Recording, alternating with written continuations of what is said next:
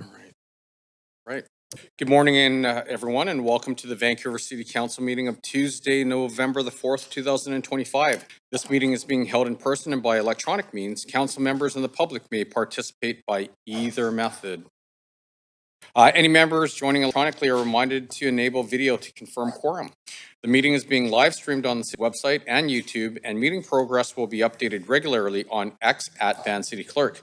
I would like to acknowledge that we're hosting today's meeting on the unceded territories of the Musqueam, Squamish, and Tsleil-Waututh First Nations, and I do want to thank them for their generosity and their hospitality and love care they show this great land that we get to live, work, and play on. I also want to recognize the incredible contributions of all of our team members across the city of Vancouver who choose, they don't have to, but they choose to make the city a better place, and couldn't be more thankful. So with that, Clerk, can we please have a roll call? Mayor Simon, the chair, and has a leave of absence for civic business from 5 p.m. onwards. Councillor Kirby-Young. Councillor Kirby-Young has an LOA for civic business from 5 p.m. onwards. Councillor Dominato. Councillor Dominato has an LOA for civic business from 45 to 11 to 1:30 and 5 p.m. onwards. Councillor Bly. Councillor Fry. Councillor Montague. Present. Councillor Klassen. Present. Councillor Klassen has a LOA for civic business from 9:30 to 11 and 5 p.m. onwards. Councillor Meisner. Present. Councillor Meisner also has a LOA for civic business from 5 p.m. onwards. Councillor Joe. Present. Councillor Joe also has a LOA for civic business from 4:30 p.m. onwards. And Councillor Orr. Councillor Maloney. You have quorum, Mayor Sim. Great, thank you very much. Okay, so the plan for today, we're going to break at noon for lunch, followed by the in-camera meeting, return at 3 p.m. to continue to deal with the remainder of the agenda, adjourn or recess by 5 p.m. If we reach the reconvene date is Thursday, November the 6th at 2025 at 3 p.m. Okay, in camera. Council is required to meet in camera later this week. The reasons and authority under the Vancouver Charter are listed in the agenda. Would someone like to move a motion to go in camera this week?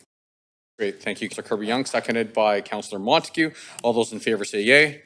All those opposed say nay. Great, the motion carries unanimously. Minutes one are from the council meeting following the Standing Committee on City Finance and Services on October the 8th, 2025. Are there any corrections to the minutes? Someone like to move? I think Councillor Meisner, seconded by Councillor Montague. All those in favor say yay. All those opposed say nay. Great, the motion carries unanimously. Minutes two are from the Auditor General Committee on October the 9th, 2025. Are there any corrections to the minutes? Would someone like to move adoption? Councillor Montague, thank you. Seconded by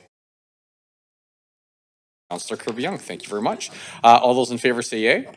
All those opposed say nay. Great, the motion carries unanimously.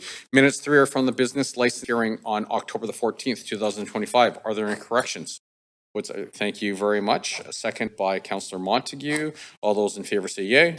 All those opposed say nay. Great, the motion carries unanimously. Minutes four from the council meeting on October the 21st, 2025. Are there any corrections? Would someone like to move? Councillor Joe, seconded by Councillor Montague. All in favor say yay. All those opposed say nay. Great, the motion carries unanimously. Minutes five are from the public hearing on October the 21st, 2025. Are there any corrections? Would someone like to move? Great, Councillor Bly, seconded by Councillor Montague. All those in favor say yay. All those opposed say nay. Great, the motion carries unanimously. Minutes six are from the public hearing on October the 23rd, 2025. Are there any corrections? Would someone like to move adoption? Councillor Montague, seconded by, sorry, is that Councillor Kirby-Young? Thank you very much. I was looking at the other way. All those in favor say yay. All those opposed say nay. Great, the motion carries unanimously. Matters adopted on consent. Council will now consider matters adopted on consent of communication number 1, reports 3, 4, and 5, and referral reports 1 through 12 on the consent agenda for Council's consideration. We're going to hold reports 1, 2, 6, and 7 to hear from speakers. Council may adopt the recommendations for communication 1, reports 3, 4, and 5, and referral reports 1 through 12 on consent. Does any member wish to hold any of these items for debate or questions to members? Councillor Fry. Yeah, hold referral report 2, please. Sorry, that was report number 2? Referral report. Referral report 2. Right. Mayor, this is Councillor Clausen. Can I please get referral report 4 held, please? Okay. Councillor Dominato? Yes, Mayor, thanks. Have report 7 held, please. I believe it's already held. Okay, thank you. Okay.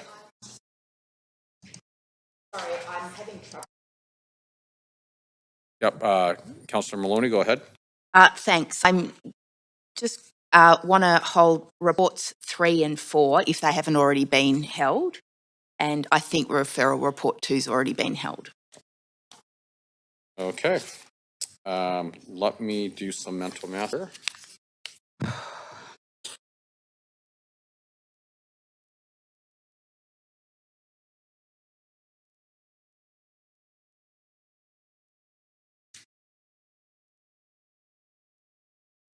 Give me a sec. So we have com 1.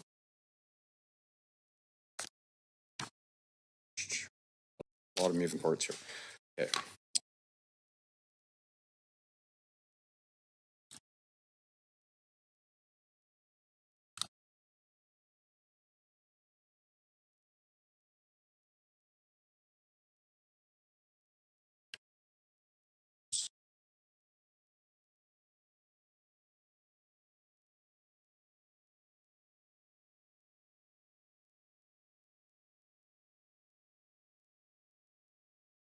I think I got this right.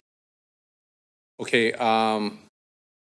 before we consider the consent agenda, if anyone believes that they have a conflict of interest, now is the time to declare it. Any conflicts that anyone want to disclose? Great. Okay, so I hope I got this right. So we have communication number 1 and report number 5 and referral reports 1, 3, and 5 through 12 for the consent approval. Is that correct? Thank you. Would someone like to move adoption of recommendations before council contained in the reports? Great. Councillor Kirby-Young, seconded by Councillor Meisner. All those in favor say yay. All those opposed say nay. Great. The motion carries unanimously. Just bear with me for 1 sec here. Okay. Okay, so the following have been approved on consent. Communication number 1, changes to the 2025 council meeting schedule. Then we have report number 5, which is business license hearing panel assignments, January through September 2026. Bear with me for 1 sec. Okay. And then we have referral report number 1, CD-1 rezoning 426 through 428 West 14th Avenue and 3015 through 3027 Yukon Street. Being held. Referral report number 3, which is zoning and development bylaw amendment to extend the term of development permit for temporary modular housing. And then we have referral report number 5, rezoning 1240 through 1263 West 41st Avenue. Number 6, rezoning 215 through 229 East 13th Avenue. Number 7, rezoning 4615 Arbutus Street. Number 8, CD-1 rezoning 1150 Barclay Street. Number 9, CD-1 rezone 2260 through 2266 West 2nd Avenue. Number 10, CD-1 rezoning 2233 West 3rd Avenue. Number 11, CD-1 zoning 1125 West 10th Avenue. And referral report number 12, CD-1 887 text amendment 625 through 777 Pacific Street and 1390 Granville Street, Granville Loops. Text amendment impacts 675 Pacific Street and 1395 Ralston Street only. Okay. Presentations. We have one presentation today, Violence Prevention Program Update. So Sandra Singh, the Deputy City Manager, and Magnus Feld, as Chief Safety Officer, are here to present.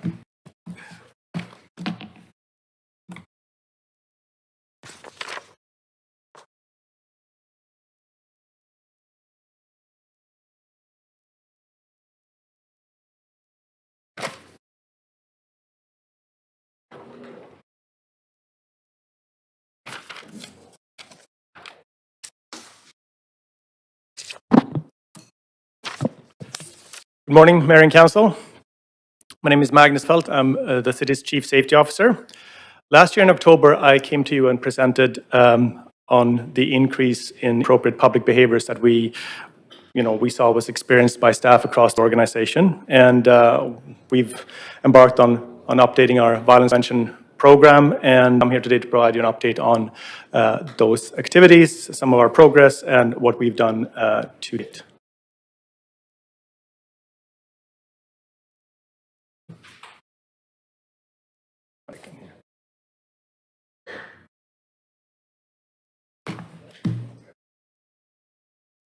So just going to give you some context and go into some of the specific programs we've been working on, the Respectful Conduct Program, our body-worn camera pilot, our work on violence risk assessments, and then overall what we've done, what we're doing, and what we'll do in continuing to update this program. So this is a slide from last year, where we concluded with the issues we were experiencing across the city. So basically, the why. Why are we doing this work? The physical and verbal assaults that continue to happen, they have long-lasting impacts on our staff and our teams.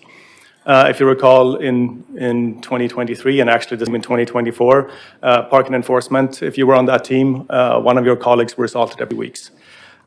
We've experiencing violent or veiled threats online, referencing staff's obituaries and personal information being put out there. So there's a lot of reasons why we are doing this. So we set out to do both from a prevention perspective. We needed to clarify, what do we expect from staff? What happens if or what we expect from the public in these interactions? What are the consequences for inappropriate behaviors? How do we support staff to disengage, to say no, and basically other measures to provide safety to our staff as we are required under WorkSafe BC to ensure a safe workplace for our employees. So from there, one of our big piece of work is our expectations of respectful conduct program that we've been working on over the last year. And what do we mean by this? This is the conduct that we expect members of the public as well as city staff to adhere to during interactions to ensure those interactions being safe. So we want to have a safe environment for everyone in interactions that we have. Clear expectations, what is okay or not. We want to also strengthen our ability to respond. Like, how do we respond in a consistent way? We have a massive organization with a lot of different services delivered through a number of different channels. And when I say channels, I talk about venues in anything from a council meeting to a public hearing to at revenue services, like in person in the facility. We have the interactions that happen out on the street, in parks, on private property, with our property, with our bylaw enforcement, etc. Over the phone, we have a lot of also written communications, emails, and last but not least, social media online. How do we deal with that in a consistent way? But while doing this, we also need to ensure that we protect the public's right to provide feedback and criticize our work. We're public servant, so we need to make sure that is clear, that all our decisions or our work is not always liked by everyone. And also, if we implement consequences, what's the process? Or we need to ensure a process that the public can appeal those decisions, and we have a fair and transparent way of doing that. So our expected outcomes is obviously linked to the objectives, but it goes down to greater staff confidence when they're out doing their work, and increased safety. And we obviously need to ensure that we're aligning everything with our values and our WorkSafe BC requirements. So when we talk about expectations of respectful conduct, I've seen in other organizations posters articulate Vancouver Coastal Health has violence, foul language, and abusive behaviors are not acceptable. Verbal threats or of violence will not be tolerated and may result in removal from this facility and/or prosecution. So this is what we've been moving towards. So I'm pleased to say we've landed on our own updated expectations of respect conduct as a citywide expectations that will be implemented. This is now also live on our website as we're starting to roll this out. But we're basically expanding our Respect Works Here program that you've seen the posters on, putting a little bit more clarity of what's unacceptable, more specifics and clarity on consequences. And this is more than just bullets. This is a complete program around this. And you see bullet 2 here, behavioral continuum. I'll get into that on the next slide, but it's a key component of this. We have procedures for before, during, and after an incident. Like we support staff preparing for what to do during and what do we do after an incident. We have guidelines with tools and templates and scripts. We're developing training modules and training pathways, and there will be centralized reporting. So we're using the same way of tracking these incidents. Our consequence framework is also developed as part of this, starting with warnings, stopping service, cool-off periods, and going up to all the way to banning people, depending on obviously what the incident was, and how that has to be communicated. And last but not least, I said, the appeals procedures. We need to make sure they're a way for the public to understand, why this happened. We need to be fair and transparent so that decisions can be appealed. So we're starting an early rollout with a couple of groups now in Q4 with revenue services, city clerks, rezoning, and property use inspectors. And this is, as we've developed all these materials, we're now putting that into structured training programs. But we also want to not just wait. We want to get going and see how we can improve what we've developed. Some live feedback from staff. So that's where we're heading, and this is as I said, will start to become visible for our organization.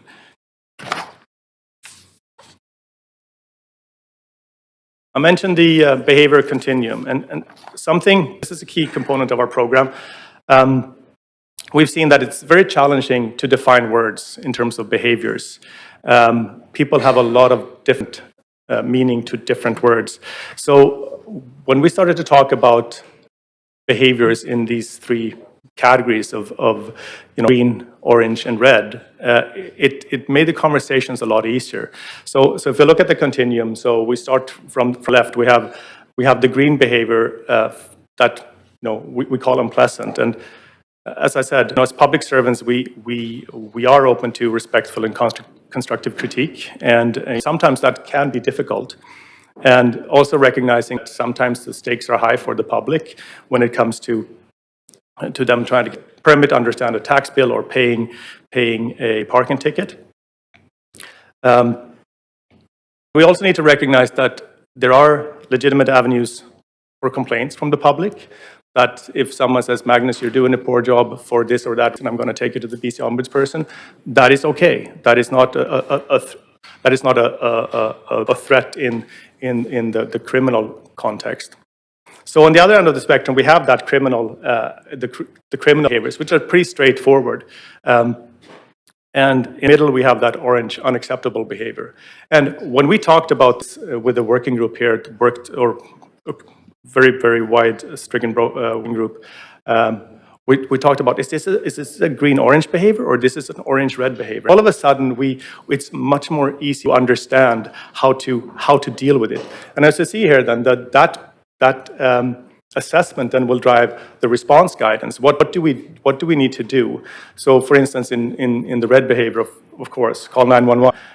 In the unacceptable, how do you de-escalate, warn public of, like, we have, if you don't change behavior, I may not be able to serve you, etc., and show the expectations that should be available. And then, what out of that comes then consequences and then staff support. And I think it's also very important to recognize that the staff support will vary by the individual. Some of the comments in the green space can be very hard for staff to hear, and we need to support staff. That's a requirement we have, and so it's very much based on staff need and the incident impact on staff. So we've also then developed training on all these components. So the continuum, how to assess that behavior at the time of an event. We will provide nonviolent crisis intervention training to staff in areas where we have more of the orange and red behaviors based on our records. And then obviously train managers to how to support their staff, how to assess the incidents and supporting impacted staff. And we're building internal capacity for the nonviolent crisis intervention training as well. As you see here, we're also looking at violence risk assessment-based training, and I'll get back to violence risk assessments in a later slide.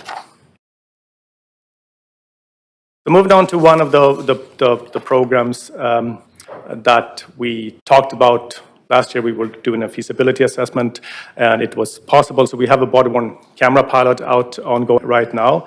And the background there, as I mentioned, the amount of abuse our parking enforcement officers are taken out when doing their job.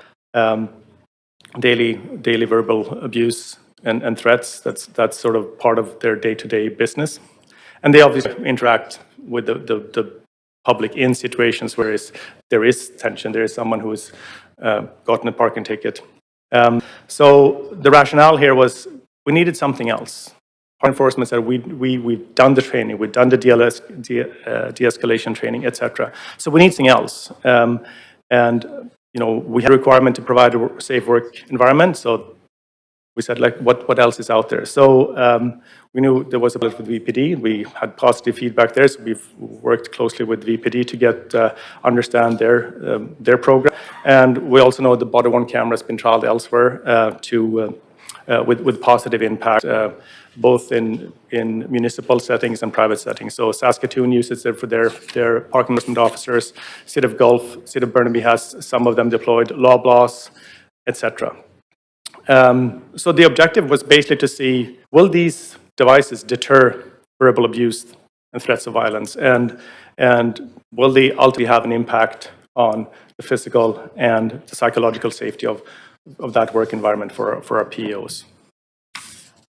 So just 2 months in, this pilot runs from August to end of January. So yeah, 2.5, 3 months should probably be.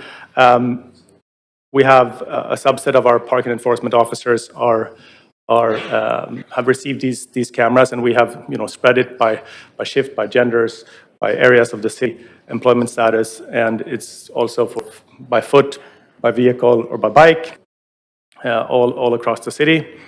And the key feature is that when an officer feel that they're getting into a situation where they might not feel safe, they can activate this camera, and then that recording then starts, and they inform the member of the public that they're dealing with.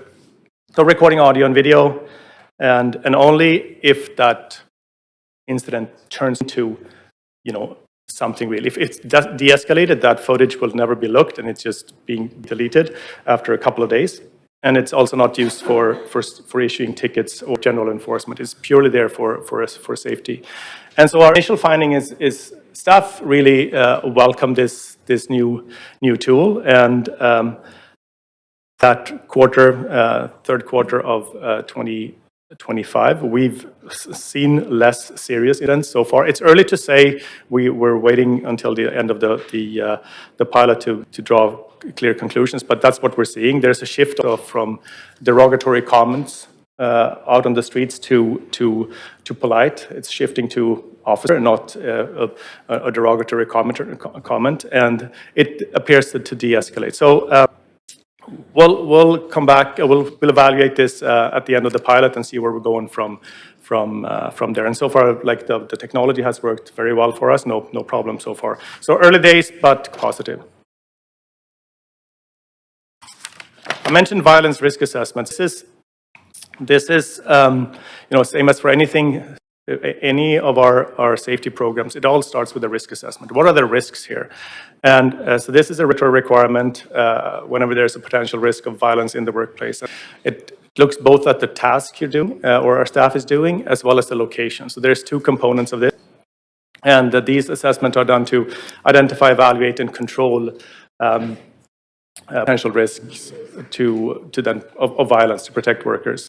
And what feeds into this is the historical incidents, the number and nature of what do we know about a certain location or certain tasks, the physical environment, how it's set up. Are you face to face with someone out in the street, or are you behind a counter, etc. The work procedures, employee demographics, etc. And it's then used to inform controls to eliminate, minimize risks.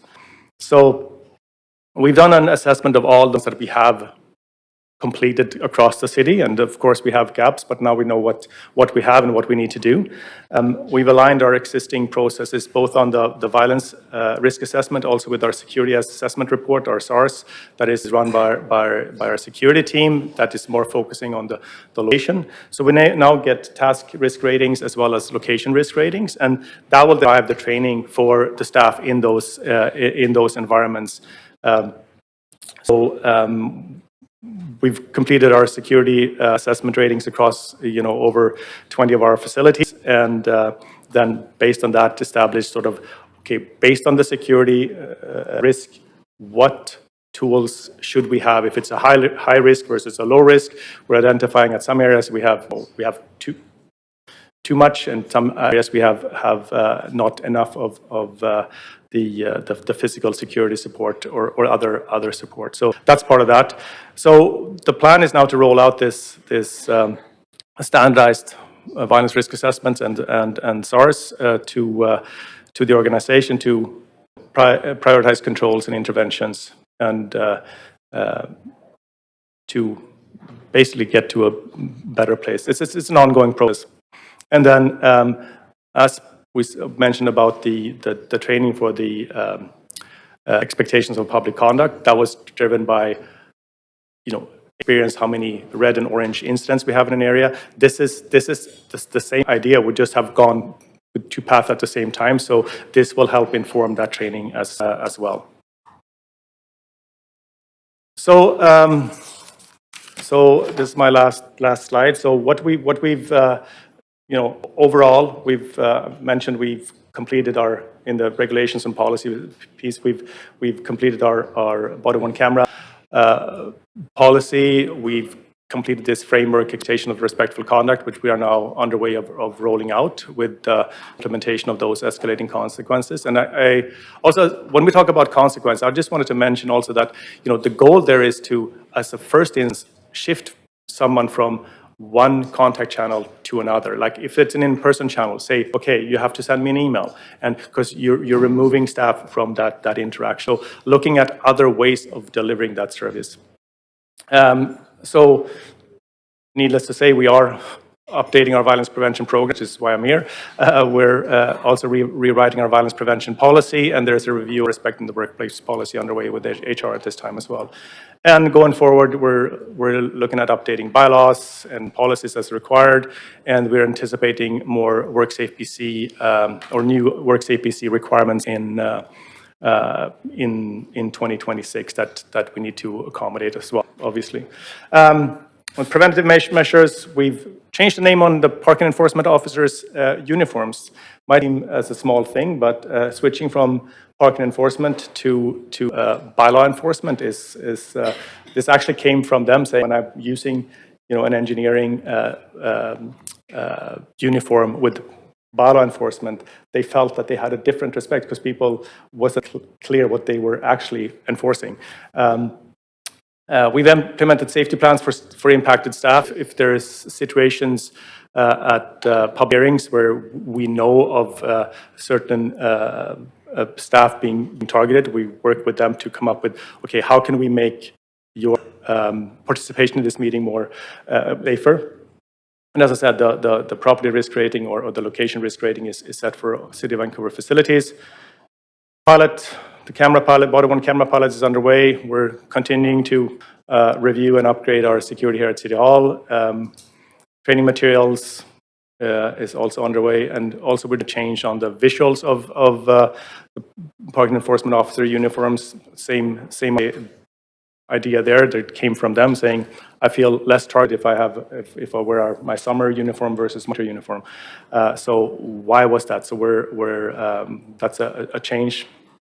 And then the disengagement guidance and support, the training and nonviolent crisis intervention training. And ongoing plan there is the training. We're looking at assessing and evaluating new equipment and technology when it comes available, what's out there, and then the violence risk assessment process that gets rolled out, so we get closing those gaps that we have in the organization. We have added more departments to our centralized reporting software, and we also have now a place for any staff to go onto Currents and report an incident that goes into our Resolver software right away. The staff support is this is why we're doing this. We're also monitoring certain cases through the courts to see what's happening with certain individuals that have been threatening staff. And the reporting and the records keeping is an ongoing process until we have that same system for our whole organization. And that will also then fall into standardized metrics, so we can use that data for ongoing analysis and support program adjustments. So that was the end of my presentation. We're continuing to work on these items to improve the safety for staff, and yeah, let's hope to come back and share more updates at a later date. Great. Thank you, Magnus, and thank you for all the work you guys are doing to keep us safe. And Council, are there any questions? And yes, there are. So Councillor Young. Yeah, thanks, Mayor. And thank you for the work in the presentation. I wonder if you can sort of just give us a bit more perspective. You mentioned the body-worn camera pilot, and particularly parking enforcement was sort of an early identified area. Are there other sort of particular, because we have so many frontline staff, libraries, community centers, as you mentioned, at public information counters across the city. Are there any other particular areas of concern, like welcoming environments and kind of customer service and making sure that we keep our staff safe? So did you mean the body-worn camera specifically? Not necessarily, no. I mean, more just in terms of general areas of particular concern. I mean, obviously, no one's happy when they're getting a ticket, for example, but in terms of some of those more, can I sort of say, day-to-day, typical, regular services, are there any areas that we should be particularly, or trends that we should be particularly concerned about? So overall, I mean, the expectations of respectful conduct be available for everyone. We just started with a couple of groups. So the whole idea of educating and training staff across the whole organization will be done. That's part of this, and based on the available data we have with incidents, as I said, orange and red incidents, there will be more focus on them to get more of the training on the de-escalation training, etc. So we're basing our efforts based on what we know. We have certain areas in the organizations are providing has reported a lot more than others. And if I go back to the body-worn camera project, we had a lot of back and forth with the OIPC to make sure that what have you done, because we showed why and we showed what we had done, and we got into the end of the line. But of course, there's incidents across the whole organizations, and the reporting has not been as good as we wanted it to be, and that will the incidents will drive what we're doing. Okay. The other part is that you mentioned a lot in terms of assessment on our side, training of staff on our side in terms of de-escalation. Is there connectivity in the work that you're doing with our communications team, or is there a role for education, proactive education on the public side around what positive and, good behavior is? The right to expect good service, but to also be respectful when asking for that? Yeah, so we have for the body worn camera project specifically, we had when we will launch the pilot, we're also doing a midterm update. They're both on what are the most common parking offenses, and also a reminder about the body worn camera project. So yes, communications is involved in this I work. guess I'm wondering around sort of in all the other areas, all those front-facing, kind of customer-facing, is there any proactive communications programs, plans, signage at different locations, et cetera, that kind of set the tone? I know we have some signage here outside the council chamber, kind of, just giving people a good reminder when they're coming into a space. So are we planning any proactive communications like that at Yes. our facilities? Yeah. So that the expectations that I showed, they will be available across our organization, so that people have something to point to, and also make sure that people are aware that Okay. there is more than just as we had before, the respect works here. Now we have more details on what that is, and that there may be consequences for people not adhering to those. So from that perspective, yes, there will be communication. Okay. I think that's great. It's always good to have a proactive, positive approach when we can. Yep. Thank you. I appreciate the work. Thanks. Thank you very much. Councillor Dominato. Thanks, Mayor, and thanks for the presentation today. I think it's really an important piece of work that you're undertaking in support of our staff and our teams. I am curious if you have any information around impacts of the experience our staff have had in terms of threats or violence or assaults, in terms of retention, staff retention and attrition over time. I know City typically does exit interviews with staff, and do you have a sense of has our, particularly, for example, bylaw officers, their experience in their streets, has that had an impact on their desire to stay employed with the city, or has that led to some attrition as a result of this going on for a number of years? Maybe I can ask for parking enforcement, Han, to come and answer that question specific to parking enforcement. Yep. I would say no. all of our departments, because I think there's some who are very front-facing, but also you can receive abusive phone calls depending on the issue. So Yeah, that's a very good question. We actually, that is true. We find that within the first few months of onboarding, that's when the staff will more likely quit. If they stick around a bit longer, generally our training throughout their tenure is pretty good. And we see a lot of people getting promoted to sheriffs and VPD, other policing agencies. So we're hiring people like that. But in the first few months, it might occur, yeah. So if that's the case, would it be fair to assume that as part of the work you're doing around sort of, you talked about the training, that would be an integral part of onboarding, so as to prevent that attrition that might happen after a few months on the job, and if people have bad experiences, that you're going to build this in and support new employees? Yeah, I think we need to be very transparent with that when new people join the city, depending on the areas that they're joining. So yes. Okay, thank you. Thanks for the work. It's great work. Councillor Maloney. Thank you. I'd really like to have a copy of the presentation emailed, if that's possible. Thank you so much for this presentation and this very important work.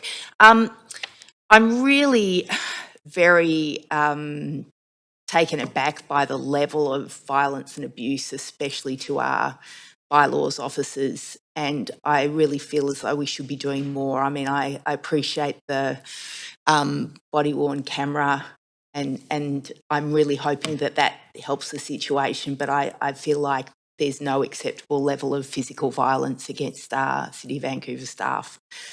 I'm wondering, is there any move to have a comms strategy, maybe to explain the importance of the actual bylaws themselves that provoke the most violence and verbal abuse? For example, I know that maybe people don't realise how many lives are saved by the very particularly chosen no parking zones to encourage visibility and avoid forcing, for example, pedestrians or cyclists to not be seen or to move out into traffic lanes. I mean, I feel as though there is a place for that kind of a comms strategy to like back up bylaws enforcement officers so that they're not explaining or defending why they're doing what they're doing. And there's not so much knee-jerk kind of objection to tickets. Yes, I don't think we have contemplated that specifically. We have it for the cameras when we launch those, and why and how and what parking enforcement officers do beyond the writing of the ticket, so to speak. But we'll take that back. Yeah, I really wonder whether if we as leaders and leaders in the city were firmly communicating that these bylaws were important and that bylaws enforcement officers are doing incredibly important work to protect the safety of others, hopefully we'd get less appalling behaviour. And I just want to especially thank our bylaws officers. We need to be doing more to protect you. Thanks very much. Thank you. Thank you very much. Okay. That's the end of the speakers or the questions. No decision is required on this item as it was a presentation for information only. So that concludes presentation number 1 on the agenda. And once again, thank you very much for everything you guys do. Okay. Moving along now, reports. Report number 1, operator appointment for Little Mountain Neighborhood House and Childcare. Before we begin this agenda item, if anyone believes that there is a conflict of interest they need to disclose, can they please do so? All right, seeing no one's hands up, this item does not have a presentation. Council members, you have up to 5 minutes to ask questions of team members. Are there any questions? Seeing no one in the queue, we're now going to hear from Councillor Clausen. Just actually, you know what, Mayor? I'll wait till after the hear some speakers. Okay, thank you very much. So now we're going to hear from registered speakers. Item number number 1. Yeah, so section 9 reports, but item number 1. We're good? Okay. Any other questions? I don't see anyone in the queue. Okay. Public speakers should state whether they are in support or opposition of the recommendations and may only speak once. I will ask speakers if they are residents of Vancouver if it is not noted on the speakers list. Bear with me for 1 sec here.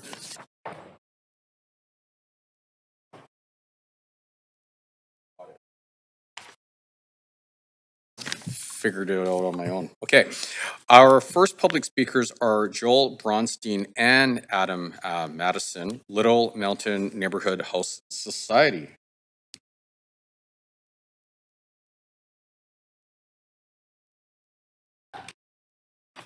Yeah, that's why I was, okay. Okay, so Adam, you're up. Thank you. I thought I figured it out, but apparently I didn't. Fantastic. Thank you very much, Mr. Mayor and Council. As mentioned, my name is Adam Mattinson, and I'm here in favor of the recommendation.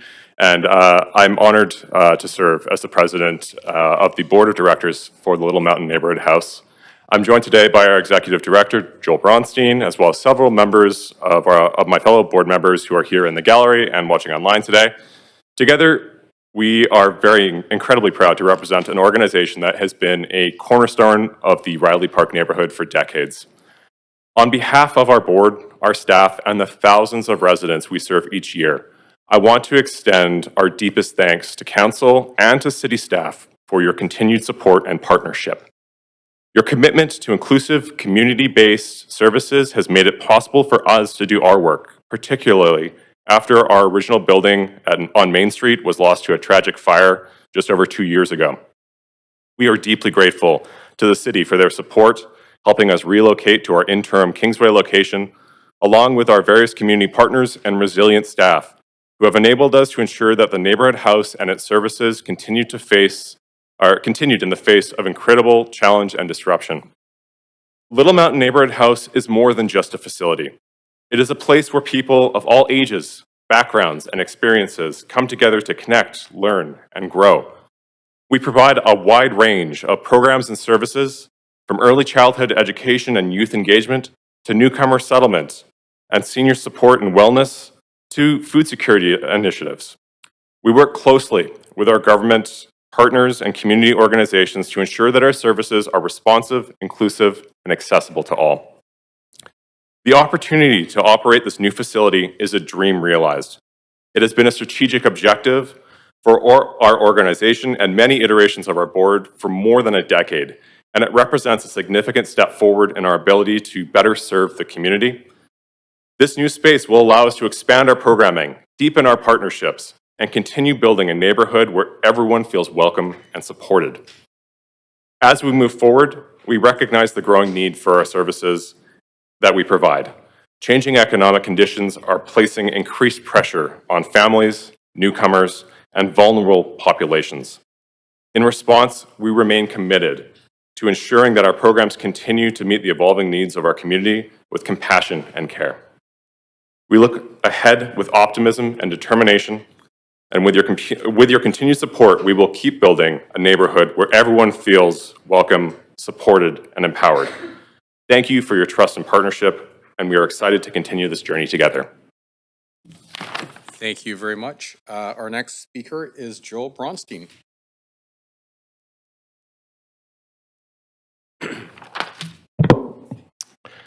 Good morning, Mayor and Council. I'm the Executive Director of Little Mountain Neighborhood House. I have been for the past 30 years. So 50 years ago, a small group of local residents identified and then worked tirelessly to have a place that would create a strong sense of belonging by building relationships and connections. A place where mutuality existed, people sharing their gifts and getting their needs met. A few years later, Little Mountain Neighborhood House was born, operating out of a tiny storefront. This month marks 47 years of Little Mountain Neighborhood House serving the Little Mountain community. Although the organization now serves thousands of community members annually at its main location and over 30 off-site program delivery sites, the philosophy and the principles remain the same: to build a welcoming and inclusive community. Since we first heard the Little Mountain Neighborhood House Society would be a community amenity at the Little Mountain redevelopment site nearly 20 years ago, we have engaged with all the stakeholders to imagine the role that we could play to build connections with tenants moving into the site, as well as with community members living within the catchment area.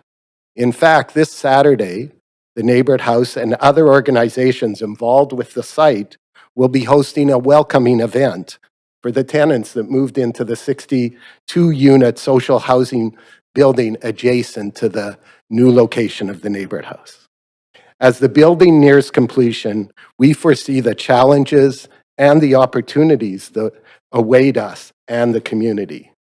To name a few, despite Vancouver's commitment to strengthening our neighborhoods, especially since the COVID-19 pandemic, and the increasing number of individuals feel lonely and socially isolated. With the rapidly increasing cost of living, people struggle to put food on the table and make ends meet. Finding a childcare space so parents can secure employment is extremely difficult, despite the hundreds of new programs opening up around the city. We also heard an increase recently of the rise of anti-immigration sentiment. To that end, the new Neighborhood House and childcare facility will give us a greater opportunity to address these challenges. We're deeply grateful that the city has entrusted and provided resources for us to operate our Neighborhood House to welcome and connect people of all ages from this diverse, evolving, and amazing community for nearly half a century. We hope today the Council will approve the Little Mountain Neighborhood House operating agreement so that we can continue our work far into the future. And I obviously vote to approve. Thank you. We weren't too sure. Thanks, Joel. Okay, that's the end of our speakers list. Thank you so much for coming in. Would someone like to move a motion? Great, thank you. You got all that? Perfect, thank you. Council, is there any discussion? And yes, there is. Councillor Kirby-Young. Yeah, thank you. I know we have a full agenda today, but this is a really important moment and it's one that's a long time in coming. And so I wanted to enthusiastically speak in support of not just this grant, but in support of Little Mountain's incredible work over decades. You have done a lot of heavy lifting over the years. I know in recent times, you've gone through COVID, you've gone through a fire, you've gone through relocations, and despite all of that, you have persevered and continued to be a refuge and a source of connectivity for the community. Any one of these, whether it's the housing that's located together or the 69 space childcare, or now happily your expanded facilities are life-changing and life-affirming. You put them together. And I think that that's a bit of a triple threat in terms of the positive aspect that can have in a lot of folks' lives. And I can't think of somebody better to operate this than you. And I'm glad that that was acknowledged through the process. I think it was you mentioned it was 2 decades in the making, 10 years since council definitively approved the plan and the vision to locate the Little Mountain Neighborhood House there. And it would be really odd to have anybody else other than Little Mountain Neighborhood House operating on the site. But you have your track record is fantastic, and I cannot wait to see what you're going to do for years to come. So I just wanted to say I'm enthusiastically in support, and I'm extremely grateful for all the work that you do. Thank you. Thank you very much. Councillor Clausen. I also feel that the emotions that Councillor Kirby-Young expressed on the one, this is really an important milestone for our community. I've known Joel for a very long time, and I know how much Little Mountain Neighborhood House, like all of our neighborhood houses, are lifelines to our communities. They provide incredibly needed services. They help build community. They help seniors. They help so many parts of the community. And of course, we're seeing, and I'm really pleased that we're starting to see renewal. Cedar Cottage has their new site under construction on Victoria Drive. And unfortunately for Little Mountain, they had to experience a fire in their last space. And thankfully, the city came forward with a swing space on Kingsway and was allowed Little Mountain to continue the services, notwithstanding the disruption. So it was Joel and his team and their resilience that allowed that to keep going. I just want to remind council that the site where this is taking place in the spring of 2024, several of us were out there to break ground. It was a rainy day, but we were there to celebrate the launch of this new site. And for some reason, it was met with controversy. But the fact is that this is a location that is sat fallow for 15 years. It's been held up for numerous reasons. I'm sure there'll be a book written about it someday. But the fact is that this council that got things moving, and if you go by the location, you see there are an incredible number of buildings under construction, and to my knowledge, all of them are the not-for-profit housing that is going to be on that large site. And now with this one, we're going to have 48 units of public housing that will be available, the public space in a plaza that will be a part of it, and of course the childcare that will be operated, subject to the approval forthcoming by Little Mountain Neighborhood House. And I can't think of a better group to continue and lead this for our community. Yesterday, Councillor Dominato and I actually met with Sharon Gregson, who leads the 10 a Day initiative, but also is probably the strongest advocate in the province for childcare. So I think that this is something that this council can be proud of, the work that we are doing to try and move childcare forward. And so with great enthusiasm, I am going to be supporting this motion and really look forward to next year when we actually can see the building when it's completed and be there together and celebrate the final arrival of this really important community amenity. Thanks very much. Thank you very much, Councillor. Okay, seeing no one else in the queue, I'm now going to call the vote. If we can please go to the voting panel, and Council, if you can register your vote.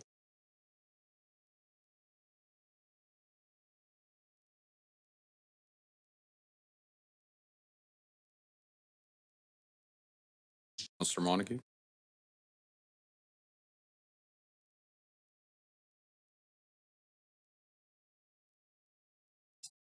And that passes unanimously. Congratulations. And that completes report number 1. Okay, so the next item on the, thank you for coming in.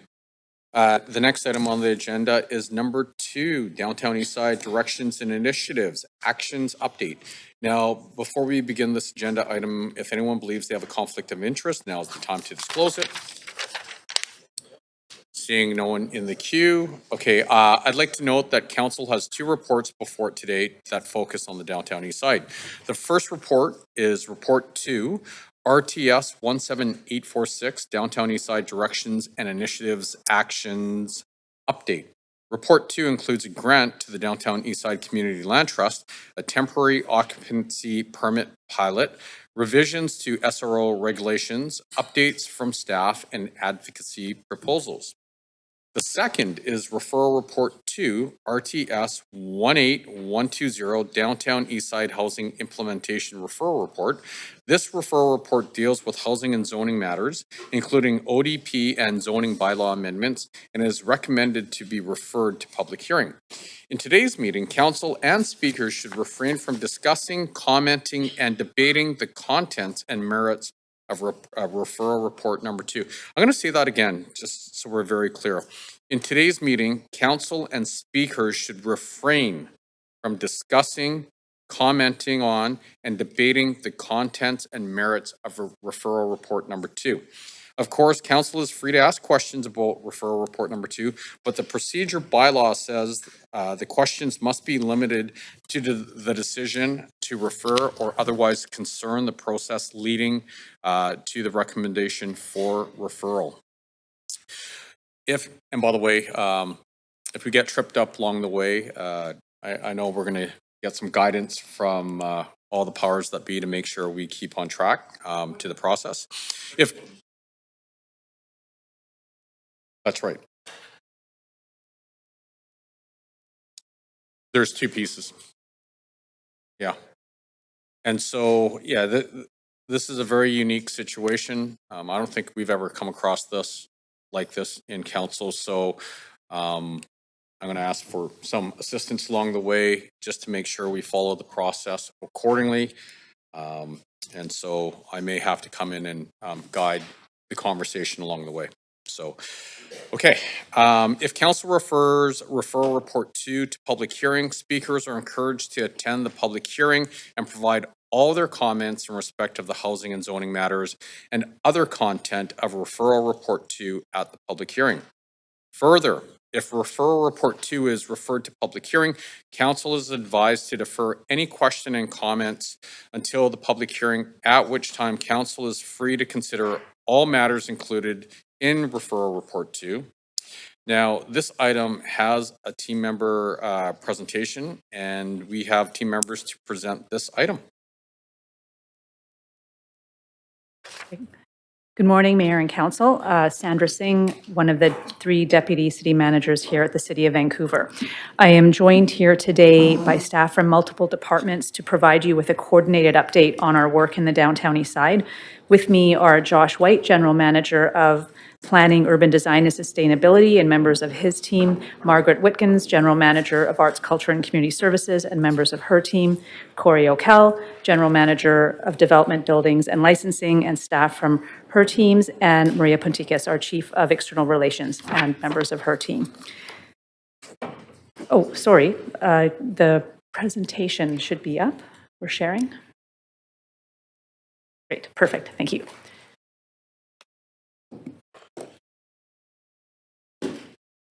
Perfect. The context for today's presentation and report, I'd like to briefly bring our attention to the Downtown Eastside Local Area Plan, which was developed through extensive community engagement and passed by Council in 2014. The plan has a very balanced and pragmatic vision that calls for a neighborhood that will be made up of mixed-income communities with a range of affordable housing options, including social housing for all residents, local serving commerce, social services, and cultural activities where all feel welcome, valued, and at home. The LAP identifies 9 focus areas that would work to advance this vision. And as you can see, while they appear to stand as unique and distinct areas of work, these areas are actually deeply interconnected and interdependent. For example, the provision of a mixed-income housing environment is a driver of a vibrant and inclusive economy. An improved, safe, and accessible public realm depends on a provision of mixed-income and social housing, a vibrant economy, and placemaking. Placemaking relies on arts and culture and a vibrant economy, and so forth. So it all needs to work together coherently. Since its approval in 2014, achievement of the plan's vision has been impacted by many factors: increasing homelessness here and in Vancouver across the region, a deepening mental health and addictions crisis intensified by the toxic drug supply, aging and increasingly unaffordable SRO stock that drives people into homelessness, persistent and deepening poverty that erodes well-being and health, the growth of predatory gangs who prey on vulnerable residents and decrease safety for residents, businesses, workers, and visitors, and increasing storefront vacancies as it becomes harder and harder for retail storefronts to remain open amidst these compounding challenges. And of course, many of the drivers of and solutions to these pressures are beyond the jurisdiction of the city as a local government. Healthcare and mental health and addiction services, supportive and social housing delivery, income assistance and employment programming, social services, and justice reform are all the purview and jurisdiction of senior levels of government. Here at the city, we can use our regulatory and land use tools. We can partner with government and community and invest where resources allow. And we can advocate to senior government for the upstream changes that will make a difference to what we see downstream every day in our neighborhood. Over the years, we have deployed each of these tools across all dimensions of the plan, trying to advance toward the community's envisioned outcomes. Since 2014, Council has passed a further 18 motions and amendments directing specific work in the Downtown East Side, all directed at the very same outcomes articulated in the 2014 plan. For staff, this is both a reflection of Council's strong interest in improving outcomes in the Downtown East Side and concurrent frustration that we're not seeing the dial move for the residents and businesses in this neighborhood. With the many directions provided by Council and the worsening conditions, staff across departments have come together to better align and integrate responses to Council motions and to work together in a coordinated way with an aim to look more holistically at our work in the Downtown East Side and not just through our traditional departmental lenses. This is in recognition that the achievement of each outcome, whether housing, health, social, or economic, are all interdependent and interrelated. And we won't achieve the vision for the neighborhood expressed in the Downtown East Side Plan without a balanced approach across all of these interdependent areas. So with that coordinated approach in mind, the purpose of today's presentation is to provide you with an overview of Report 2, Downtown East Side Directions and Initiatives, which provides a coordinated update to Council on a number of interrelated initiatives in the Downtown East Side.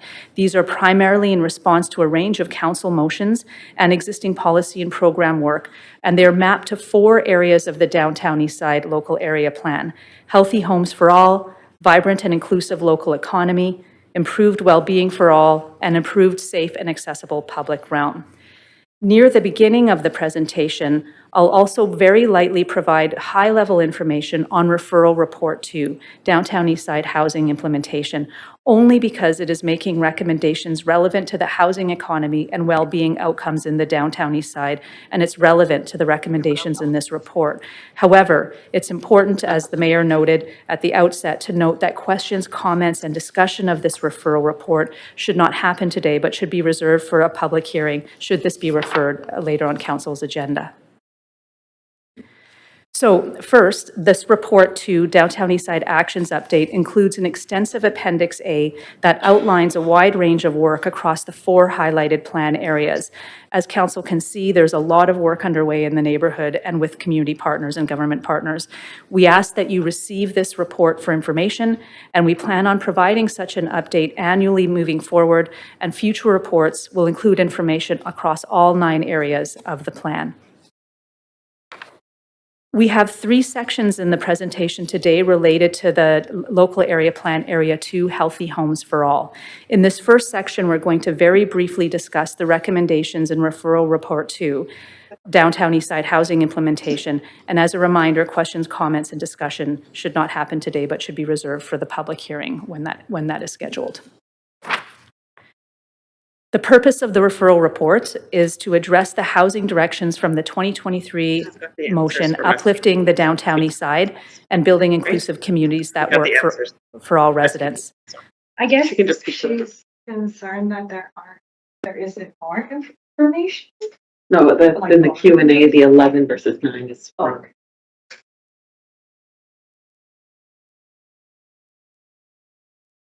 Okay. And to explore the policy updates that would make it easier for governments, nonprofits, and the private sector to build social housing and accelerate SRO replacement.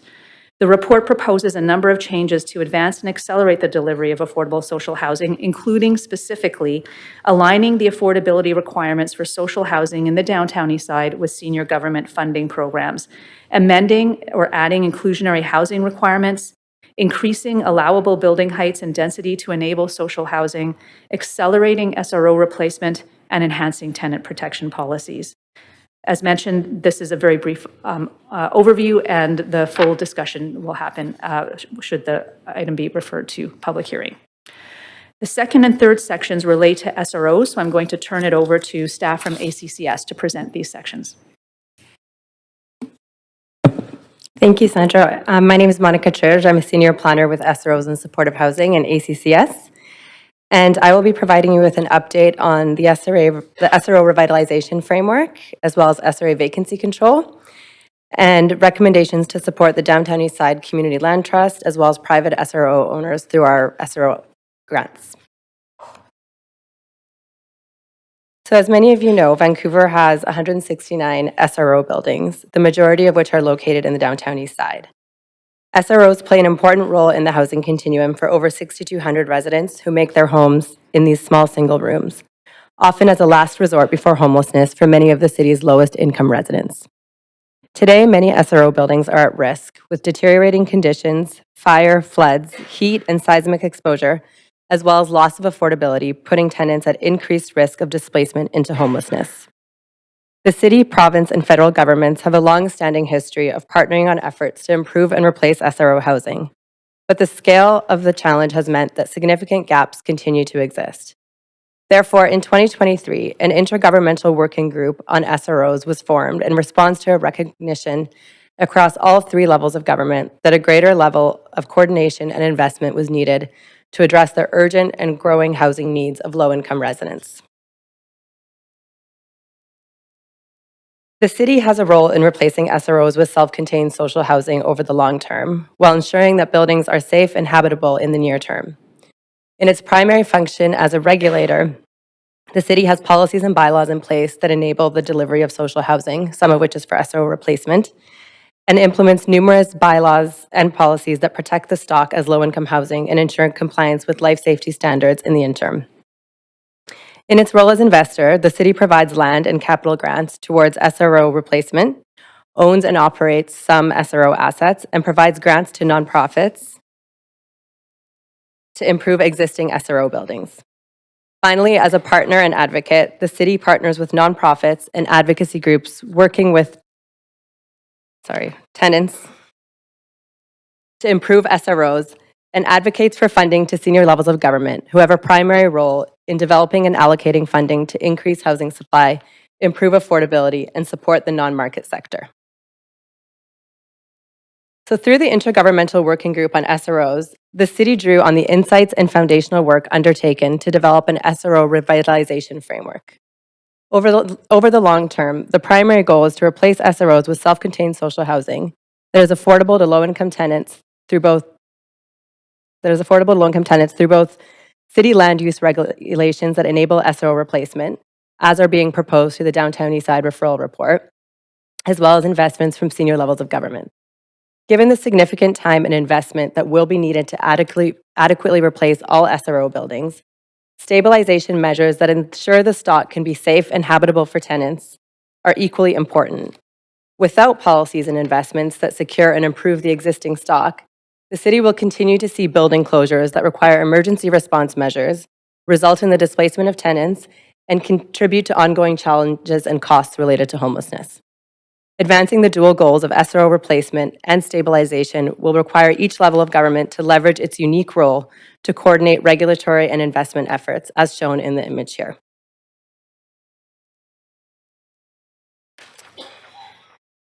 To advance the secondary goal of stabilization while continuing to work towards SRO replacement, the city will continue to advocate to the provincial and federal governments to invest in rent supplements, develop a dedicated renovation and repair fund for existing SROs, and support nonprofit and community ownership of SROs. To this end, staff are recommending that Council approve a $1 million grant to support the purchase of one SRO building by the Downtown Eastside Community Land Trust, a nonprofit co-led by Indigenous and Japanese Canadian organizations with a mandate to transition SRO properties from the private market into community ownership. The grant towards this pilot project will leverage a $1 million grant from CMHC and will address a critical gap by securing housing and affordability for low-income tenants who do not require traditional supportive housing. The transition of an SRO into community ownership will also improve health and social outcomes for tenants and prevent displacement into homelessness. Although the CLT Land Trust is a relatively new organization, the board members in their respective capacities have extensive experience in operating SROs, undertaking homelessness prevention initiatives, and working with SRO tenants specifically. The city will do its due diligence to ensure that the funds are spent towards its intended outcomes and will apply conditions to the grant to manage any associated risks. So now I'm going to move on to the other recommendations in the report, which is an update on the impact analysis for SRA vacancy control and the associated grant recommendation. SRA vacancy control was adopted by Council in 2021 to address a very specific trend occurring in the privately owned SRO stock that was resulting in the large-scale loss of affordable SRO rooms. The graph on the right demonstrates a case study of two real SRO buildings, one under long-term ownership and one purchased and upscaled by a new investor. As you can see, most long-term SRO owners were still applying modest and predictable rent increases over time, but a growing number of buildings were being acquired by new investors with the financial resources to implement cosmetic upgrades to then upscale the rooms and subsequently increase rents drastically over a very short period of time. This business model of SROs, which is marketed primarily to students and higher income earners working in the area, was resulting in the displacement of low-income tenants and contributing to the city's rise in homelessness. SRA vacancy control was implemented to still allow for gradual rent increases, while also curbing the drastic rent increases driven by speculative investment that was changing the tenant profile of buildings and leaving fewer affordable options for low-income tenants. The SRA vacancy control bylaws apply to all non-government-owned SRO properties, which is approximately 4,000 rooms. The regulations restrict how much rent a landlord can charge a new tenant when they move in by limiting rent increases to the current inflation rate. The bylaw includes provisions for additional rent increases through the residential tenancy branch for eligible capital expenditures, as well as for landlords facing extenuating financial circumstances. As directed by Council, staff recently analyzed the impacts of vacancy control to date through a comparison of data points related to housing stability, financial viability, and building condition prior to and following the implementation of the policy in 2024. Data was collected on multiple indicators, including rents, turnover rates, building violations, and building closures. Generally, there is high compliance with the policy, and the analysis indicates that the bylaws are effectively stabilizing rents, increasing housing security for tenants, and dampening speculation. Notwithstanding the limited timeframe that vacancy control has been in effect, staff found no evidence that the policy to date has had a measurable impact on building condition, occupancy levels, or room closures. In addition to the data analysis, staff also undertook an internal financial analysis through our finance department, based on 6 prevalent building profiles with a range of attributes related to rents, debt on title, the presence of commercial units and revenue, as well as historical rent increases. The analysis showed that across all building profiles, operating costs and leverage debt, so operating costs and the presence of leverage or debt are the primary determinants of financial viability. And though vacancy control can interact or add to these pressures, it is not the primary driver. This is because for the average building under long-term ownership, the historical rent increases prior to the adoption of vacancy control were aligned with the allowable rent increases under vacancy control. However, vacancy control does discourage speculative investment by preventing buildings with marginally profitable models to transition to an entirely new business model based on much higher rents, which was the trend that we were seeing leading up to vacancy control. The analysis showed that due to increasing costs, some buildings demonstrate financial non-viability over the long term under both vacancy control and non-vacancy control scenarios. Actions to support investment in existing SROs are currently focused on the government and nonprofit-owned SRO stock, but there is a gap across all levels of government in supporting private SRO owners who are housing a low-income tenant population. As such, staff are proposing to expand eligibility of the city's SRO upgrading grant program to include private owners so they can apply for grants to improve life safety and livability in their buildings. Private owners may be eligible if they are deemed to be contributing to the culture, health, or welfare of the city, roles many private owners fulfill by supporting homelessness prevention through the provision of low-income housing. Should Council approve this direction, individual grant recommendations would come to Council for approval at a later date. I will now turn it over to the DBL department to present on the downtown east side actions related to local economy.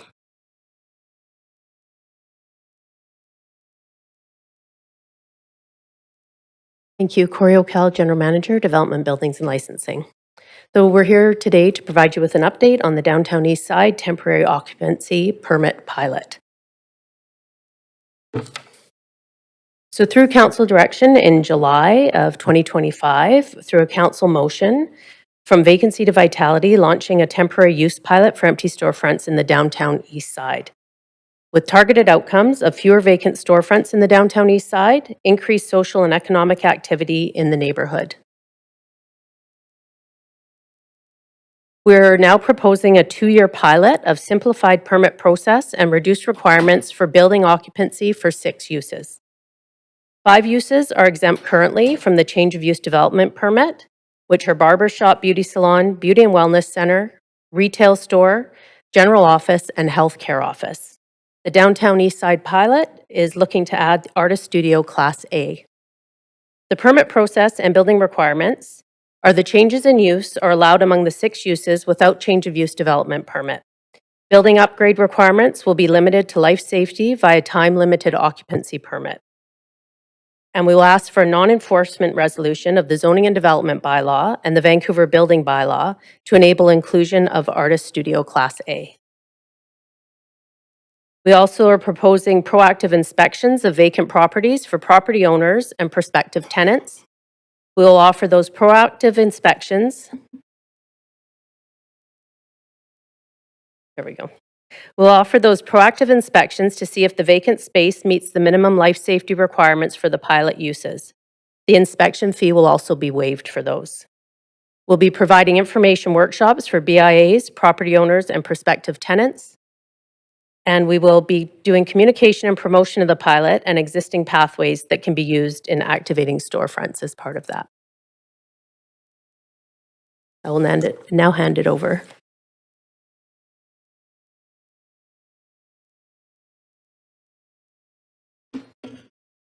Morning, Mayor and Council. My name is Siobhan Smith, and I lead the Business and Economy Office here at the City. The purpose of the next 4 slides is to provide a brief update on our work on economic development with a commitment to return in Q1 2026 with items that may need Council direction. So the starting point for our work is to take stock of data and understand progress in achieving our goals set out in the local area plan in 2014. The next update in 2026 that I mentioned will bring you deeper insights and analysis of this. But what we can see on the table on this slide is a high-level look at movement towards targets set out in 2014. Looking at this, we don't see results that indicate a thriving local economy. We know that macroeconomic conditions, community crises, a pandemic, and a host of other socioeconomic challenges have had a magnified impact in this community. This table shows us 7 indicators on the left-hand column with the 10-year goals in the middle, and the peach-colored column indicates an assessment of where we are today in 2025. We can see a declining number of businesses, an increase in vacant storefronts, and persistent levels of unemployment and poverty. And we hear from our business community that they are at a tipping point. This next slide shows us some of the shifts in business composition over the past decade. And just to note, this data does not include federal or provincial entities such as Vancouver Coastal Health or government offices, and excludes businesses with only 1 employee. I realize that there's a lot of data in this table to interpret in this short time, so in the interest of time, I'll just walk through one of those rows. What we can see in the first row is that businesses supporting healthcare made up 5% of businesses in 2014, growing to 13% of total businesses in 2025. In terms of the actual licensed businesses operating in the neighborhood or in the community, this is an increase of 135%. I will flag that the analysis of this data is challenging because we need to understand more context to interpret what the shifts in all of these sectors actually means and whether they're in line with community goals and whether or not they strengthen the local economy and options for employment. For example, changes in food retailers don't indicate to us whether this is a decrease in affordable grocers or convenience stores, for example. What we can see with a few observations is that the decline of higher wage jobs and the growth of lower wage jobs is concerning. We know that lower wage jobs are more vulnerable to consumer spending, and they are always hit first when the broader economy is challenged or we are in a recession. And the decline of higher wage jobs is also a loss of a strong consumer base for local companies and in productive sectors that are important for economic growth, diversity, and jobs. This next slide provides an overview of economic policy for the downtown east side. What's important about this slide is that effective and sustainable community economic development, like all city building work, starts with clear policy direction. And our policy direction for the downtown east side is clear and consistent. These 4 directions continue to be the focus for economic development, business retention, business attraction, and increasing local jobs and local businesses that meet the day-to-day needs of residents. You'll note the 7 sub-areas of the community in the table on the upper right side of this slide. These correlate with the colored areas in the map and identify the unique economic strategy for each area. These strategies, in turn, provide guidance for land use, development, and planning decisions in the area. And these are complemented by design guidelines, bulletins, and other policy tools that provide more specific advice for the neighborhood and businesses. This is how we support community objectives and build on local assets and character. The economic growth and opportunities are quite different between Gastown and Strathcona and the industrial area, for example. Our work will leverage these differences to drive growth. My last slide here brings us to our current efforts.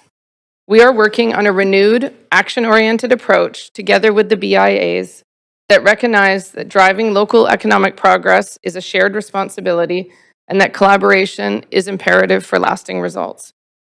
So what's new in this?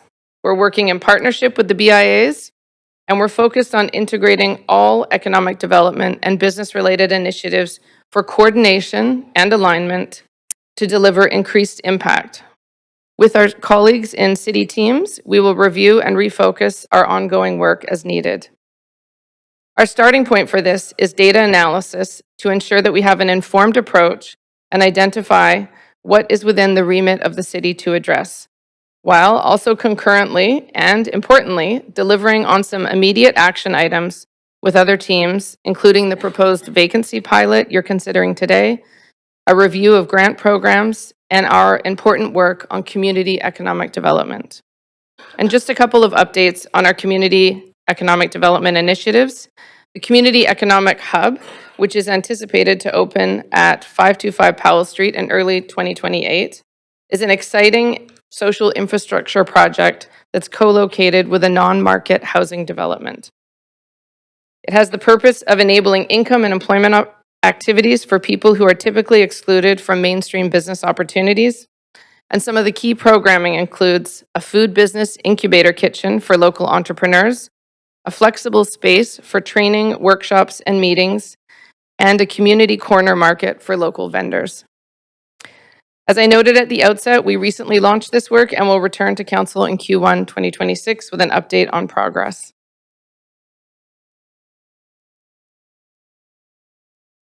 Great, thank you.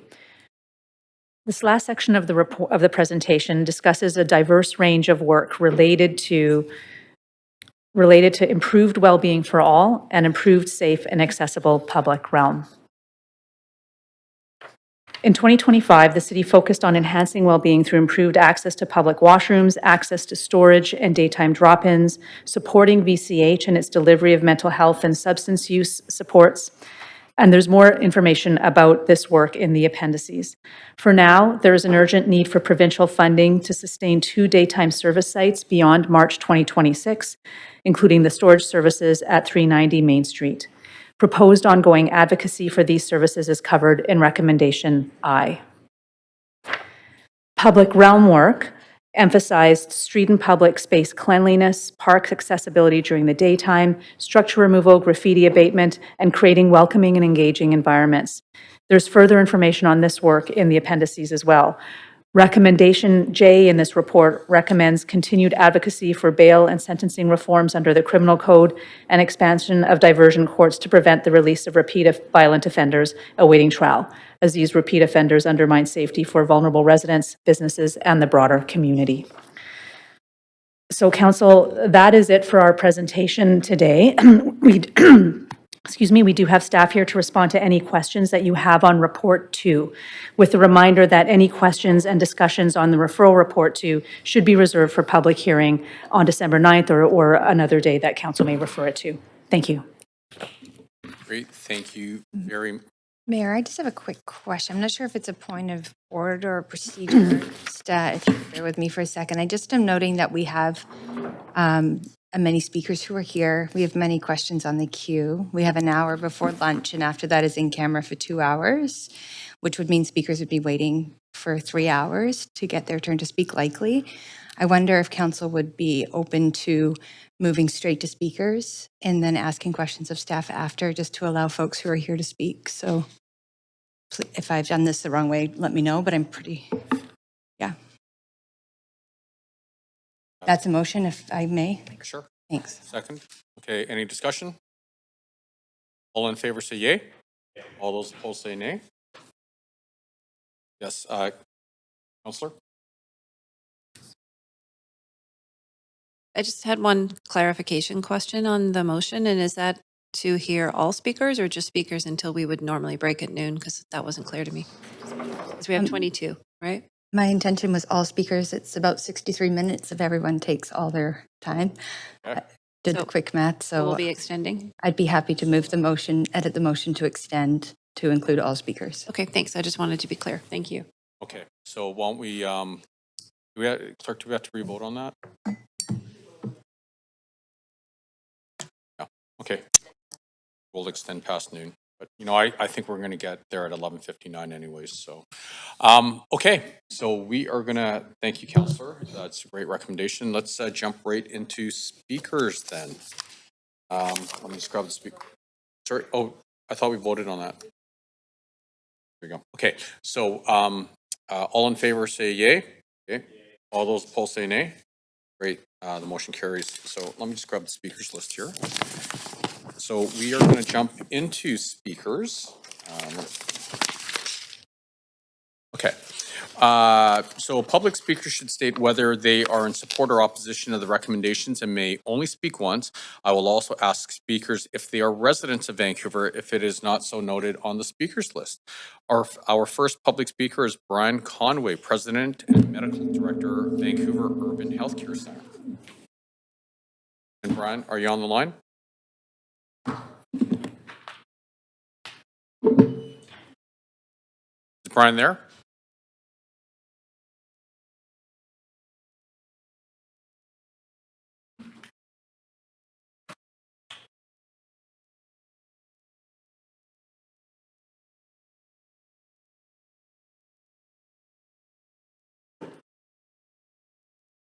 We will jump back.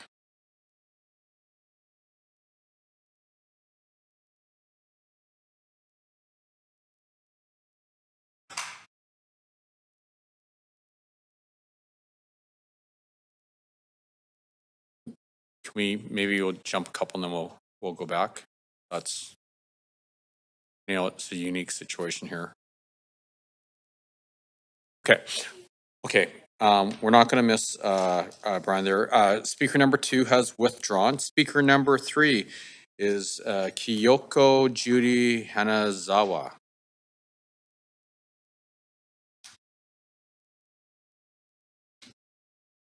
Good morning, Mayor and Council. First of all, I'm giving my land acknowledgement that I stand here with respect and support for the sovereignty of the host nations here, the Musqueam, Squamish, and Tsleil-Waututh, and I'm deeply grateful for being able to live and speak to you on their unceded territories. Thank you. So my name is Kyoko Judy Hanazawa. I'm a third-generation Japanese Canadian who was born in 1947 toward the last years of the federal government incarceration and dispersal of my community, lasting from 1942 to 49.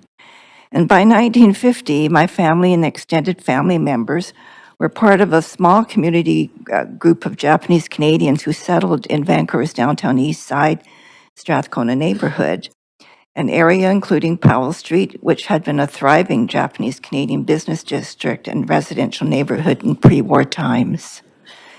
And since receiving my individual federal redress in 1988, I became more involved in my community, my own community's development, and especially in the areas of human rights and anti-racism. I'm also currently serving on the BC Provincial Committee for Anti-Racism, and I am an elder advisor with the Downtown East Side Community Land Trust Elders and Tenants Advisory Committee. I also advocate for the work of the Downtown East Side SRO Collaborative Society, and I've supported the Powell Street Festival Society for decades. Today, I'm speaking in support of the recommendations in the Downtown East Side Directions and Initiatives Actions Update Report. My family, as I said, includes uprooting and dispossession, but also it includes leaving Strathcona in 1962 when I was around 14, 15, because of the city's expropriation and demolition of my home at 426 East Pender Street as part of Vancouver's freeway access planning. And this history leaves me particularly alarmed about the risk to life and lasting social and physical harm for low-income residents who are unhoused, face displacement, uprooting, or without access to safe housing. But with relief and gratitude, I express my appreciation and support for recommendations presenting to Mayor and Council today in the Downtown East Side Directives and Initiatives Actions Update Report. And while attending monthly community land trust meetings and supporting organizations which serve the health, social, and housing needs of downtown East Side residents, I have witnessed the collective dedication and commitment of residents, service providers, Indigenous knowledge keepers, community leaders, and activists who have worked together as the land trust members to establish community-owned and tenant-managed safe SRO homes. Yoko, I'm sorry, we're at time. Am I taking too long? Okay, I'll try and cut it back. We're over time. Are we over time already? Yeah. Is it 5 minutes? It's 3 minutes. Oh, it's 3 minutes. Okay. Can I just summarize here? Unfortunately, because we're trying to get through all the speakers and we have to just follow the process. Okay, I'm really sorry. apologize for I that. forgot that Right. I thought it was 5 minutes. And I apologize. I'm sorry That's for what your okay. family experienced. Yeah, but in closing, I'd just like to say that one of the properties actually was properties of members of my extended family. And so I have a personally heartfelt investment in this plan. So thank you. Thank you. And thank you for coming in. Speaker number, should we circle back to speaker number 1? Is Brian on the line? Hello? Hi, Brian, please go ahead. Yes. Okay, I'm hearing a bit of an echo, but I'll go ahead and I'll speak fast to respect the requirements of the process so that everyone can be heard. I believe I'm speaking in favor of the motion. I've been working on the downtown east side since 1998, leading a multidisciplinary team to provide care to vulnerable populations and operating the Vancouver Urban Health Center at 223 Main Street since 2023, serving as a low-barrier, community-entrenched means of access to care for disengaged residents of the area. I'm very enthusiastic at hearing of the potential for up to $3 million to be invested to improve housing, and I think this shows the city's commitment to addressing the fundamental issue that is holding us back on the downtown east side. If you have nowhere to live, nowhere to be safe, nowhere to meet your basic human needs, it's difficult for you to make positive choices that you need to make to take charge of your life and identify partners who will help achieve these life-saving goals. And it starts with safe, well-appointed housing, and an infusion of up to $3 million to serve these goals to the level of detail that is required will go a long way towards rebuilding the trust between the city and the community that is at times quite fragile. However, as in many things, the devil is in the details. I present the Lugat Hotel as a cautionary tale to remind us this was the Howard Johnson Hotel on Granville near Davie, and in the pandemic area, it was repurposed to welcome inner-city residents that were precariously housed. This initially consisted of well-appointed units with microwaves, a fridge, a tub, a shower, locking doors, large windows, and within several months, it was barely habitable. We let the people down. We showed them the building, we gave them the keys, and we offered them no additional support. If we are to purchase or refurbish buildings with the available resources, the goal should be to provide nice rooms, nice common spaces, a safe environment, in short, dignified housing. Residents will need preparation well before occupancy and support after occupancy has occurred. Discussion groups will need to be held, documents such as infographics developed so all can learn or relearn what it means to live in buildings while respecting the dignity and well-being of all residents. There are rules. Just think of the first time you lived in a dorm or an apartment. The rules must be carefully and properly designed with clear and fair enforcement.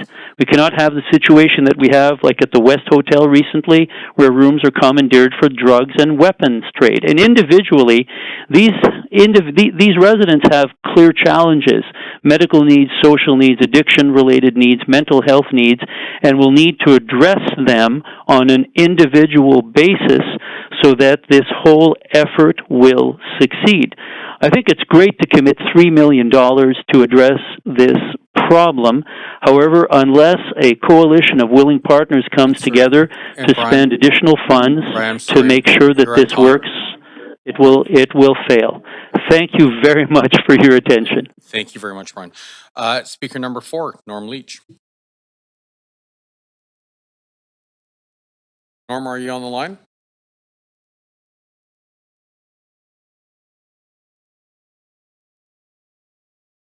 Is Norm on the line?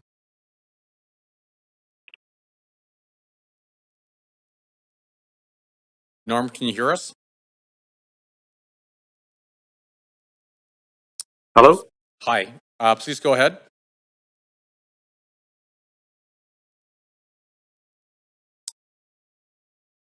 Norm, we can't hear you. Sorry, I'm having trouble with my mute button. Is that better? Yeah, we can hear you now. Please go ahead. So I speak as the president of the Downtown Eastside Community Land Trust, as well as president of the Aboriginal Front Door Society, and also executive director of the Frog Hollow Neighborhood House. In full support of the motion put forward. Multiple agencies have been on the ground, in the buildings, on the streets, working to address the many issues that are facing the residents of the Downtown East Side. And over the years have developed a model that we believe works. We've been implementing it in privately owned SROs and have seen a transformation of the residents' ability to respond, to react, to help each other, to learn to take care of the buildings. We've engaged them in circle to learn, again, how to have conversations, how to make decisions, how to listen, how to share their wisdom with each other. We've also engaged with elders to be part of that process to encourage people to be on their best behavior.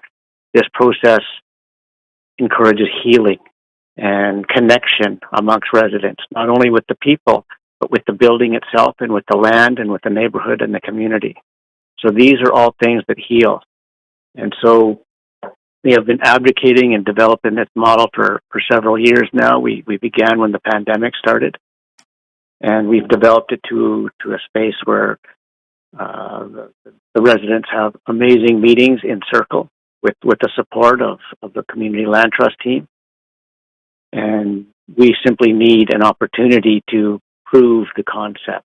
It works in a few privately owned SROs that we've been working with. We need the opportunity to control the process from the beginning. So we have an opportunity to purchase a building, and this will allow us to do that and to put these actions into place and to refine them, to improve them, to make it workable. We believe that this is the solution to what we consider the broken supportive housing model. This is about restoring connection amongst people and community to make the transition from a place to live, a box with a locked door, to homes, and helping people learn to be neighbors and make those connections between citizens. We've had support from the province in order to develop this process and to get it to where it's ready to implement. But these initiatives from City Council would be very welcome, and we believe that would help us prove the concept to expand and address many of the problems that are facing the community now. So I speak fully in support of the motion, and that's all. Great, thank you very much. Speaker number 5, Jacqueline Michelle. Hi, good morning, Mayor and Council. Can you hear me? We can hear you great. Please go ahead. My name is Jacqueline Michelle. I'm a Vancouver resident, as well as the Executive Director for the Vancouver Aboriginal Community Policing Center, a founding partner and an advisor for the Downtown Eastside Community Land Trust, and a board member of the Aboriginal Front Door. I'm speaking today in full support of the report for the Downtown Eastside Directions and Initiative Actions Update. The report outlines important recommendations to support Indigenous people in the Downtown East Side, who we know make up a disproportionately high percentage of people living in poverty, including over 33% who are unhoused compared to the 2% of overall population. At Vancouver Aboriginal Community Policing Center, we work to address social justice issues, improve community safety, and build the relationships between the Vancouver Police Department and the Indigenous community through education, awareness, and open dialogue. Our office has always worked closely with the City of Vancouver on a wide range of social issues, and these recommendations, specifically the funding for the Downtown Eastside Community Land Trust and the support that both the Aboriginal Front Door and Watari will receive through this and the proposal, are examples of the City's commitment to work with the community partners. For the last 4 years, the Downtown Community Land Trust has been deeply engaged with tenants, elders, and community members to ensure that their needs for their homes in the Downtown Eastside are at the forefront of the organization's work. The Downtown Eastside Community Land Trust model is a necessary housing solution that will protect deeply affordable units, center tenants' needs, provide opportunities for community stewardship, and prevent homelessness.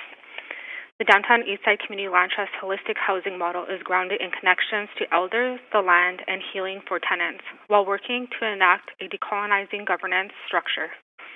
I urge you to pass these recommendations in the spirit of reconciliation to promote safety, confront systematic racism, and ensure equity for Indigenous people and for all those surviving the ongoing impacts of poverty. Thank you all for your time today. Great, thank you very much. Speaker number 6, Bing Ho.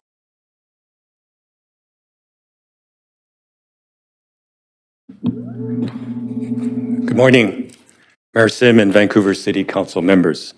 My name is Bing Ho. I'm a resident of Vancouver. I'm here to express my strong support for Recommendation C of the Downtown Eastside Direction Initiative's Action Update Report, which calls for the City of Vancouver to provide the Downtown Eastside Community Land Trust with a $1 million grant toward the acquisition of one single resident occupancy building to leverage a CMHC grant of $1 million for the same purpose.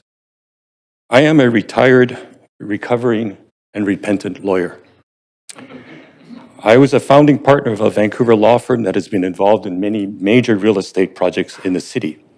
I moved to Asia in 2000 to be the managing partner of a large office of what was then the world's largest law firm. But more importantly, I'm proud to say that I was born and raised in poverty and lived for the first 16 years of my life in an SRO on the edges of Edmonton's Chinatown and survived. The 6 units on each floor shared one toilet, 100 mice, and what seemed like 1,000 cockroaches. With scant resources to rely on, the tenants learned to rely on one another for support with their food, financial, childcare, maintenance, fire safety, and other challenges. After retiring from law and returning to Vancouver in 2015, by the grace of God, I stumbled over my SRO roots and ran into the visionary founders of the Downtown Eastside Community Land Trust and SRO Collaborative. I was deeply moved and inspired by how they somehow managed to bring hope and build community in a neighborhood ravaged by poverty, mental illness, drug addiction, crime, and cynicism. By how they somehow managed to transform isolated strangers into mutually caring neighbors. By how they turned boxes in rundown buildings into homes. I became an active supporter and advisor to the Land Trust and have helped raise private funds to support its acquisitions and ongoing work. I'm deeply grateful to see the city now stepping forward with public investment to complement and strengthen these community-led efforts. The partnership between the city, senior government agencies, community organizers and organizations, and private donors epitomizes exactly the kind of collaboration that is needed to address Vancouver's growing housing crisis in a way that is timely, equitable, and sustainable. The Land Trust fills a critical gap in Vancouver's SRO housing landscape. It enables tenants to live benefiting from community-based initiatives like the SRO Collaborative. Mr. Mayor and Council, in supporting the Land Trust, you would be affirming that all Vancouverites. Sorry, I apologize. One sentence, it's only one page long though. Yeah. Regardless of income, deserve the stability and dignity of a place they can call home in a city that they and we, all of us, love and want to make a better place for all. Thank you for your kind consideration. Thank you for sharing your story as well. Okay, speaker number 7, Jen McGinn. Yes, hello, Mr. Mayor and Council. Can you hear me? We can hear you. Please go ahead. Great, thank you. My name is Jen McGinn. I'm the manager of Van City Affordable Community Housing Program with the Van City Community Foundation. As a long-term resident of Vancouver, I'm deeply invested in the future of our city and its most vulnerable communities. I'd like to speak in favor and support of the recommendation of the Downtown Eastside Directions and Initiatives Action Update, specifically Recommendation C. Today, I urge Council to approve the recommended $1 million capital grant to the Downtown Eastside Community Land Trust. This is not just a financial decision, it's a decisive step towards transforming lives. By leveraging federal funding, this grant will empower the Downtown Eastside Community Land Trust to acquire 556 Powell Street, which is a 23-unit SRO building, marking its first acquisition. So why is this so critical? Supporting nonprofit acquisition of privately owned SROs is one of the most effective strategies we have to secure long-term housing affordability. This approach directly improves health and social outcomes, and it fills a vital gap for low-income residents who face complex challenges. Over the past 2 decades, similar acquisitions have protected thousands of Vancouverites from displacement and homelessness. But the impact goes further. Acquisition is a proven springboard for developing social housing. By acting now, we can preserve aging housing stock and ensures that it remains accessible to those who need it most.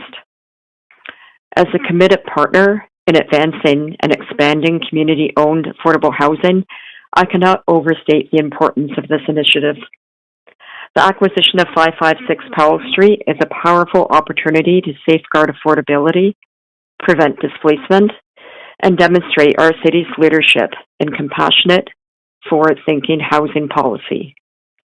By supporting this recommendation, Council will send a clear message. Vancouver stands with its low-income residents, and it's prepared to take bold action to protect their future. Thank you for your kind attention and your commitment to making Vancouver a city where everyone has a place to call home. Thank you very much, Jen. Speaker number 9, Chris Livingston.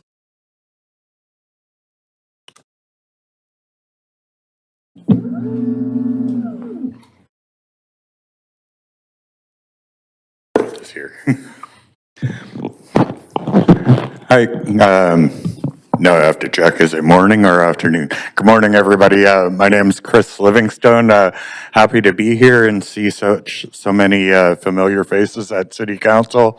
I wanted to voice my opinion, anyways, that it would be great if you supported this motion. My daytime job is executive director for the Aboriginal Front Door Society. I'd like to thank all the City Council for your continued advocacy to the province to keep us going. And I wanted to maybe talk a couple things that you might not know is that we have roughly about 20,000 interactions with our street populations every week. And I just want to thank you guys for helping us to stay together. And hopefully, I'm hoping that you guys will support the Downtown Eastside Land Trust. In the back, in the gallery behind us, there's a lot of residents from the SRO Collaborative and the Land Trust. And we have elders here. Miss Judy was here. It would be just great if you guys could take this chance to actually put some of the single room occupancies into community ownership or community make it so that that their people are protected. Yeah, I didn't want to say too much other than that I thank you for the support and definitely the Downtown Eastside Land Trust is very trustable. I think that if you want to remain a progressive city, then vote for the Land Trust and support them to get SRO hotels. Thank you. Thanks, Chris. Next speaker is speaker number 9, Wendy Peterson.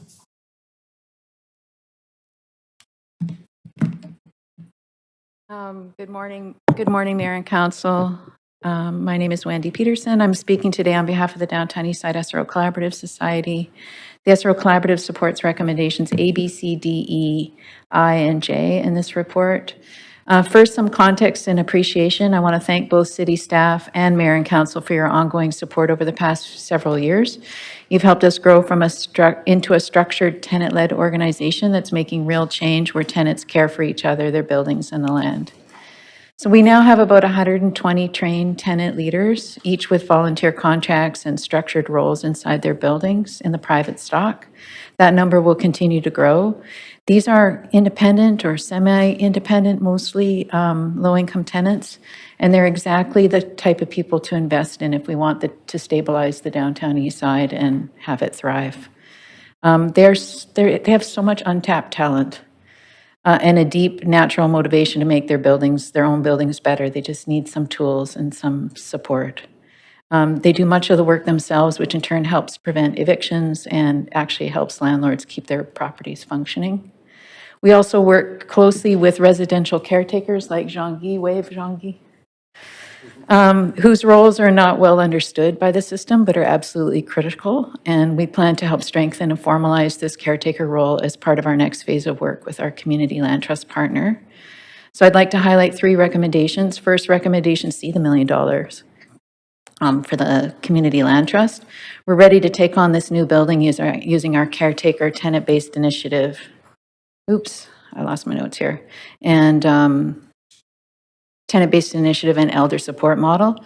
Right now we operate, and professional property management.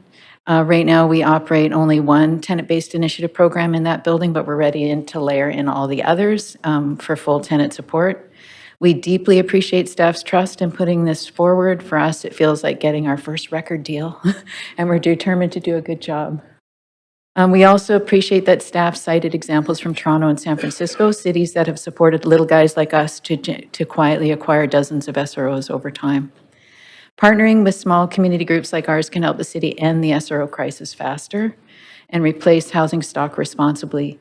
We already have a plan to replace this building and plan to scale up other similar replacement sites, and we're currently developing a proposal for the federal government with industry and community partners that will require some heavy lifting inside of our land bank, the DEOD.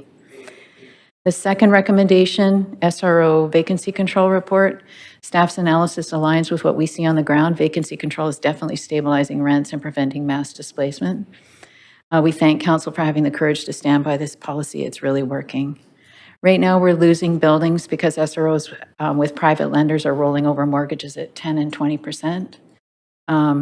So vacancy control discourages those risky ventures and helps keep tenants safe. It's one of the best tools we have to stop this kind of speculative churn that we're seeing at the West and the Empress Hotel. And lastly, recommendation E, expanding the SRO grants to private landlords. This is a high priority for tenants. We want that grant program for landlords, and we want to help. So if we can play some kind of supportive role, And Wendy, we'd love to. we're at time. That's it, I'm done. Thank you very much. Thanks. Speaker number 10, Richard Schwab.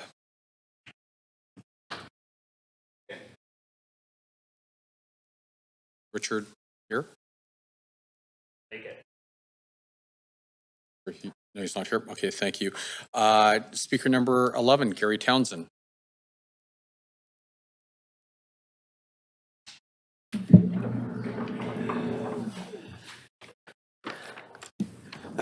Thank you, Mayor and Council, for your time. I am Gary Townsend. I'm the fire warden of the West Hotel.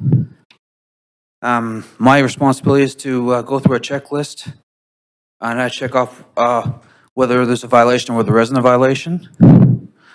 And my favorite part of the job, though, is when I'm on the 7th and 8th floor and there's some cats that are sometimes in the hall and I get to pat them and stuff. That's really nice. So. Okay, and on to the next topic, vacancy control. I was there through the whole campaign. Basically, I went to the courthouse in Vancouver and also at the legislature in Victoria. And yeah, I stood there through the whole thing. I didn't get home from Victoria till about 11:30 at night. It was very long. So, but it was worth it. And now things continue. My hotel, the West, and also the Empress are facing foreclosure in the courts, and we're fighting for our homes. And the lender is asking the court for something called vacant possession. And this is happening because the landlord is super in debt. It's about, give or take, about $6 million, I believe. And we're on the hook because of the choice he made. And we fought so hard to keep our rooms, but it could get lost just like that. If the government bought the building, our problems would be solved because, number one, we have a place to live, and number two, the rents are probably lower too. And I'm glad the vacancy control thing happened, because it means I haven't been evicted yet. But we need to finish the job. It's a good sign that the city is putting money towards the community land trust. We need that. But you should also be planning to have funding in case tenants lose the court case. Otherwise, myself and about 100 tenants could lose their homes. And with that, I'm done. Thank you for coming in, and thank you for your efforts in keeping people safe. So, the next speaker we have is speaker number 12, Dwayne Floor. Dwayne's not here. Speaker number 13, Nicholas Humphrey. Nicholas, I hope I pronounced your name correctly. It's Humphrey, yes. Pleasure to meet you. My name is Nicholas Humphrey. I am part of the SRO Collaborative. I've been there for quite some time. I'm part of their Toro project, which distributes harm reduction throughout my SRO. I'd like to thank the council and the mayor for supporting vacancy control and for taking time to hear everyone who came today. With vacancy control, I personally was involved since day one of the project. I was actually in Victoria when the law was passed. Before vacancy control came into effect, I was actually renovated twice within the same year due to basically renovated, like, you're displaced for gentrifying the building. Both times I moved alongside my best friend Mario, who I have helped on a daily basis with living, as he is a schizophrenic. Thanks to the laws brought in for vacancy control, I'm glad to know this isn't a fate that will befall most other people in my situation, and I have the comfort knowing that my place I'm living at is secured. However, the job isn't complete yet. The West is in court, and all the tenants could lose their homes due to vacant possession. I'm one of the tenants personally fighting for the rights for myself and for all of my neighbors. With any luck, we will win, but if not, it will be comforting to know that the city has at least plans in the works to secure at-risk buildings. The CLT pilot, also proposed here, is a good example of this kind of forward thinking. Sooner or later, we'll need similar protections for other buildings. I can't stress enough how terrible it is to know that even though you're jumping through every hoop that's provided for you, you're still at risk for losing your home through no fault of your own. Community ownership means tenants can look out for each other, like me and my friend, and all the other people who I work to assist on a daily basis. Thank you for continuing to invest in this vision, and I want you to know that these policies will continue to protect people's homes in the future. Thank you very much. Thank you. Thank you. Speaker number 14, Brian O'Donnell. Brian here? Brian's not here. Okay. Speaker number 15, Graham Watson.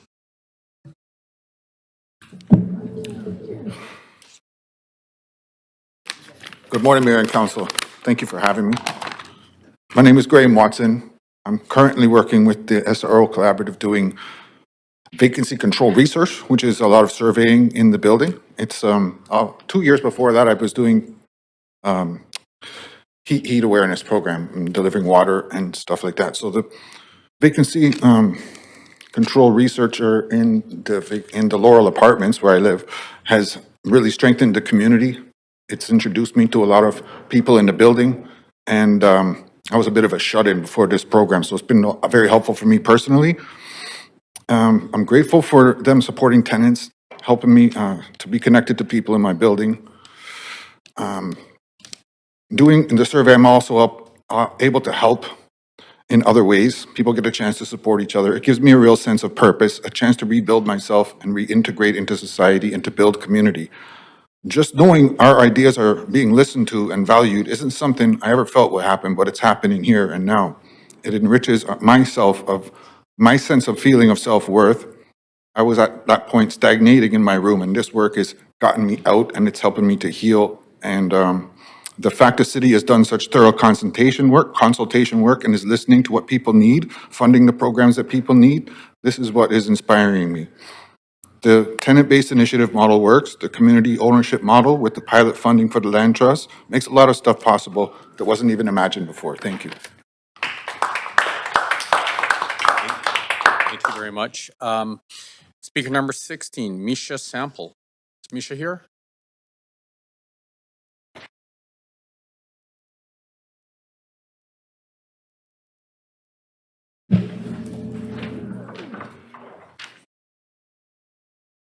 Hello, Mayor, councilors. My name is Misha. I live and work in the downtown east side. I live at the Empress Hotel. I was the outreach services organizer for the Empress Hotel, and now I'm doing the VCR position, collecting data, so that you guys can get a better picture of who exactly lives in the buildings and who is benefiting from the programs which are being funded. I know you care deeply about our city, its residents, and its future. And I'd like to thank both you and the city staff for the persistence you've shown in working and consulting with our community groups, notably SROC. And by taking the time to venture into the trenches, you've reached out to us, the frontline workers and residents, endeavoring to gain a better understanding of our unique challenges. On behalf of the collaborative, I thank you all for supporting our vision, for taking the time to truly know us, and for having faith in our community's capacity to make a real difference. We especially applaud you for standing up for us by enforcing rent control and vacancy control policy. But on a serious note, councilors, I do not envy you.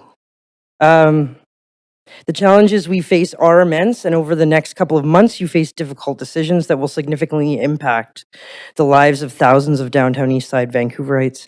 Your work will shape the direction of future development in the downtown Eastside and Vancouver in general. As such, this council can look forward to leaving an indelible mark, a legacy that will live on for decades. Please do not be swayed by those who would paint our neighborhood as an ugly thing that, if burned to the ground, could birth a wondrous phoenix from its ashes. The chaos that frequently adorns my front and backyards is not the community itself, but merely ghosts of past policy made manifest. These are casualties, people lacking support and community, who congregate here barely clinging to life, yet who might be rescued one day by our community. Our neighborhood consists of some of the most resilient, caring, dedicated, involved, and understanding people in this entire country, I feel. And according to the report from your own advisors, the message is clear. The community wants equitable, community-led housing solutions.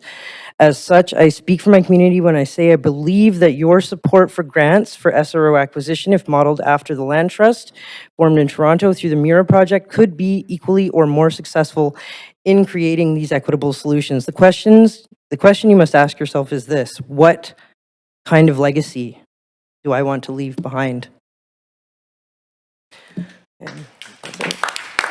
Hopefully I didn't talk too fast. Get it all in there for you.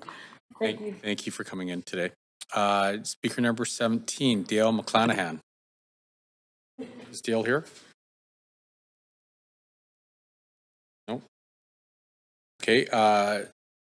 Speaker number 18, Sophia Yamuchi Latermev. And I really apologize if I... Oh, great. Sophia, please go ahead. Hi, good morning, Mayor Sim and members of council. My name is pronounced Sophia Yamauchi Latimer, and no worries about that. I'm calling in today as the Executive Director of the Powell Street Festival Society, located in downtown Vancouver, to express our society's strong support of the motion to approve the Downtown Eastside Directions and Initiatives Action Update for the $1 million capital grant to the Downtown Eastside Community Land Trust.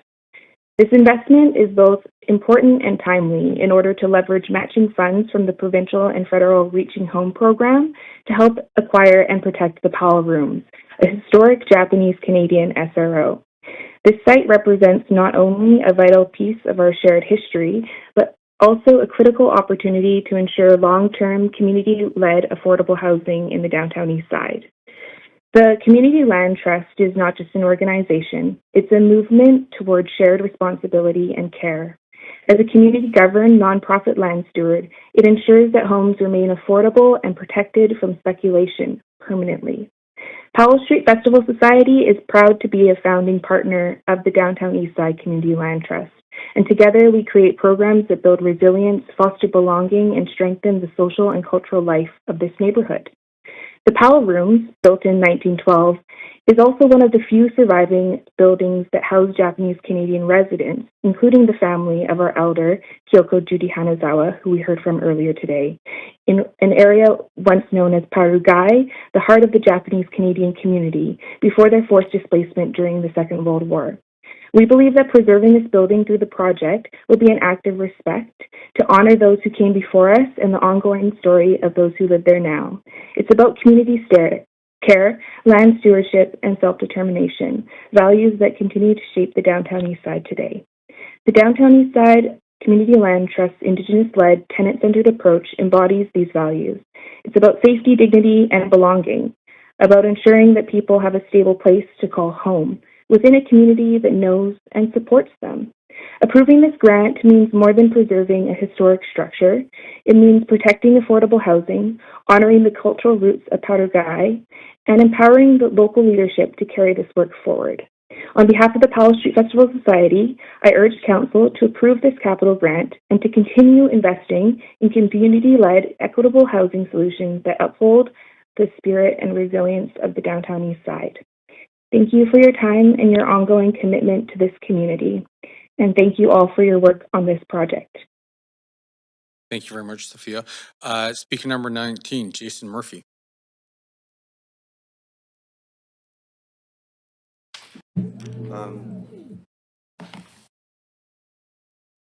Greetings, Mr. Mayor and Council. Thank you for just making time to hear sort of the residents and what we got to say. Thank you. I'm doing vacancy control research at downtown SRO building. We have a lot of, it's getting information about like the tenants and their experiences. A lot of the people who live there are low income. They have health challenges, other challenges, and they're sort of very vulnerable. I just want to say thank you for some of the funding and for some of the organizations that have been able to make programs that have been able to help some of the community. A little nervous, sorry. You're doing great. Thanks. Yeah, don't want to take too much time. It's just the vacancy control, right? So this policy has made it so that we're less vulnerable and they can provide a more stable living space. I mean, housing is super basic. We all need it. And on that thing, we are all equal in that. We all need a place to stay. So this is helping to sort of keep that in place. Thank you for council, and we just hope that you can help to support some of the community. I mean, it does have its challenges, but it can be made better as well if we work together and we are mature and we solution based. So I guess that's it, and it just shows where we want to go and the vision and where we want to go with this city. And she said, you know, it's like a fire in the phoenix and that stuff. So thanks again. And thanks again, and please support us. Thanks. Thank you, Jason. There's no need to be nervous. You did a great job. So, speaker number 20, Alexander Steele.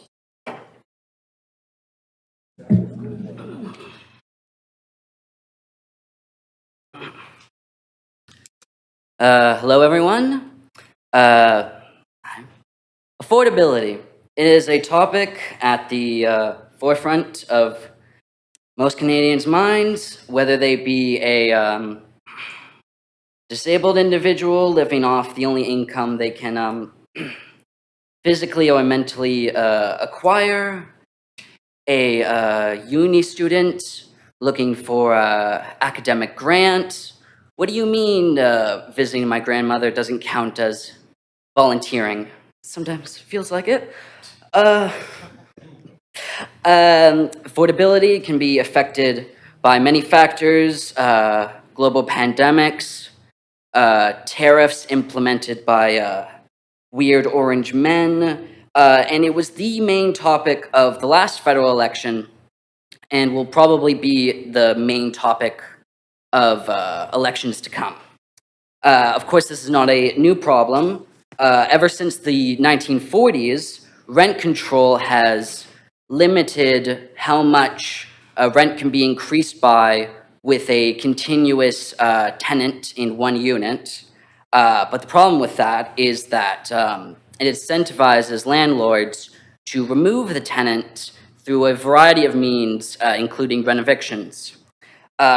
To counteract this, vacancy control last year was implemented, which limits the amount rent can be increased by to a SRO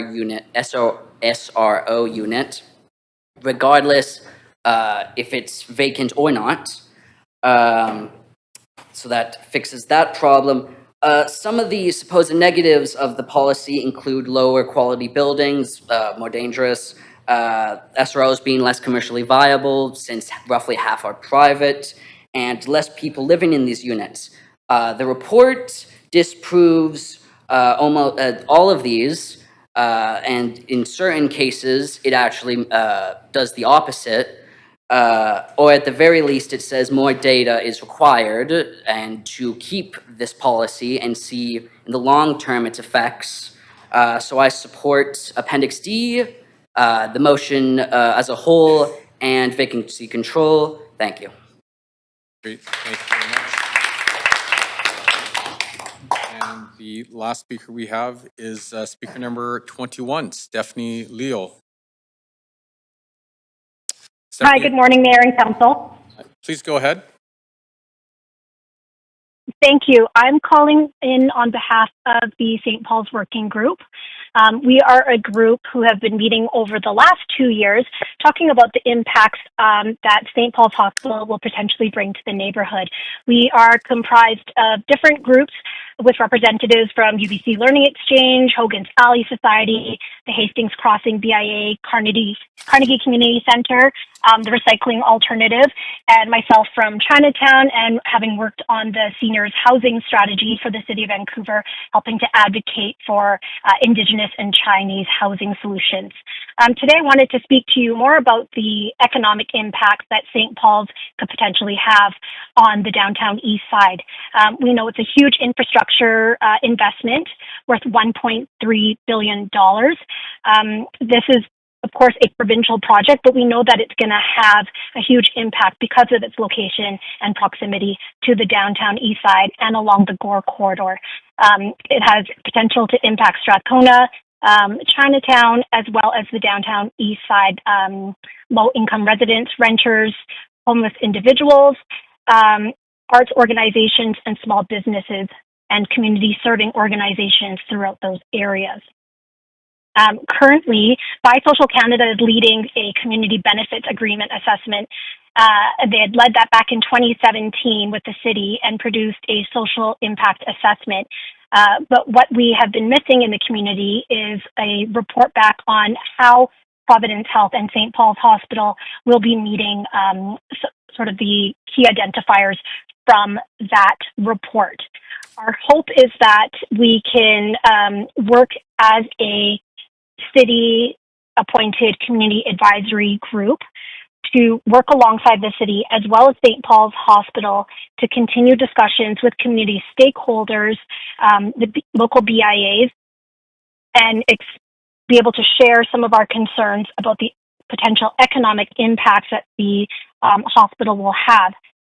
We know that there are, very specific local economic strategies going in place in these different neighborhoods, and we are hoping to convene different people from housing as well as small business sectors to talk about, how we can pull together community support for, yes, uplifting the downtown east side, but maybe mitigating even some of the potential impacts on housing and the smaller legacy businesses in the adjoining areas.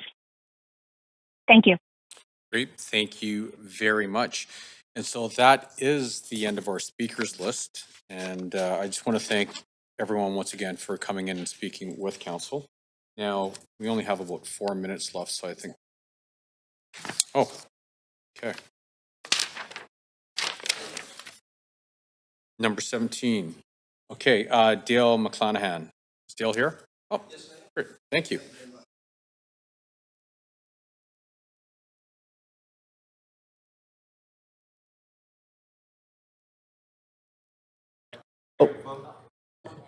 It's okay, very good.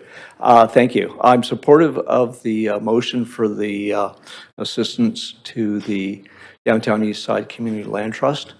My background professionally with the Downtown East Side is through development of social housing, Van City Place for Youth, now operated by Covenant House, and Smith Ewing Apartments, developed 25 years ago with Sanford Housing. I've done quite a bit of policy research over the last 25 years for municipalities in the province, over 50, and some work I've done in the Downtown East Side on major survey instruments over the last 20 years has sort of grounded me in the realities of the Downtown East Side. What I like today is this report's continuity of well-established response to the SRO stock, which has been in decline since the 1990s. Back then, we intervened to convert the pubs into housing and better quality housing. And then there's been a long-standing policy of replacement. What's particularly good about the land trust is they know the people, they're on the ground, they have a very high level of knowledge of the individuals, but nested within that is an academic appreciation for very solid social planning research. They're involved with the Social Planning Research Council of BC, where they collaborate on projects. And so what I see here is a very good use of public money to intervene with a vulnerable population who are not in crisis, in a declining housing stock, which we can continue and extend the life of. And as we replace that housing stock, I think the Land Trust will be helpful in avoiding displacement and enhancing the quality of life for current residents. Thank you. Thank you very much for coming in, Dale. Okay, so now that is the end of the speakers list. We don't have any other speakers that we missed, do we? Nope. They're not here yet. Okay, and just looking at the timing, I suggest that we end about 90 seconds early, and we will reconvene here at 3 o'clock. Thank you very much.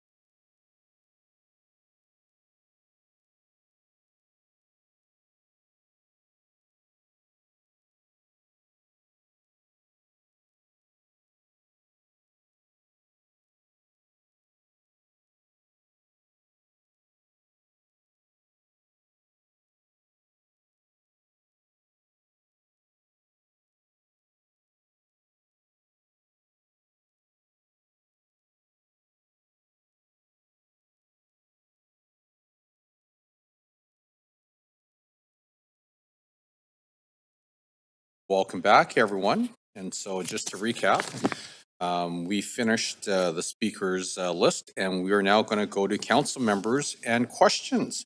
So council members, you have up to 5 minutes to ask questions of team members, and we will start with Councillor Meisner.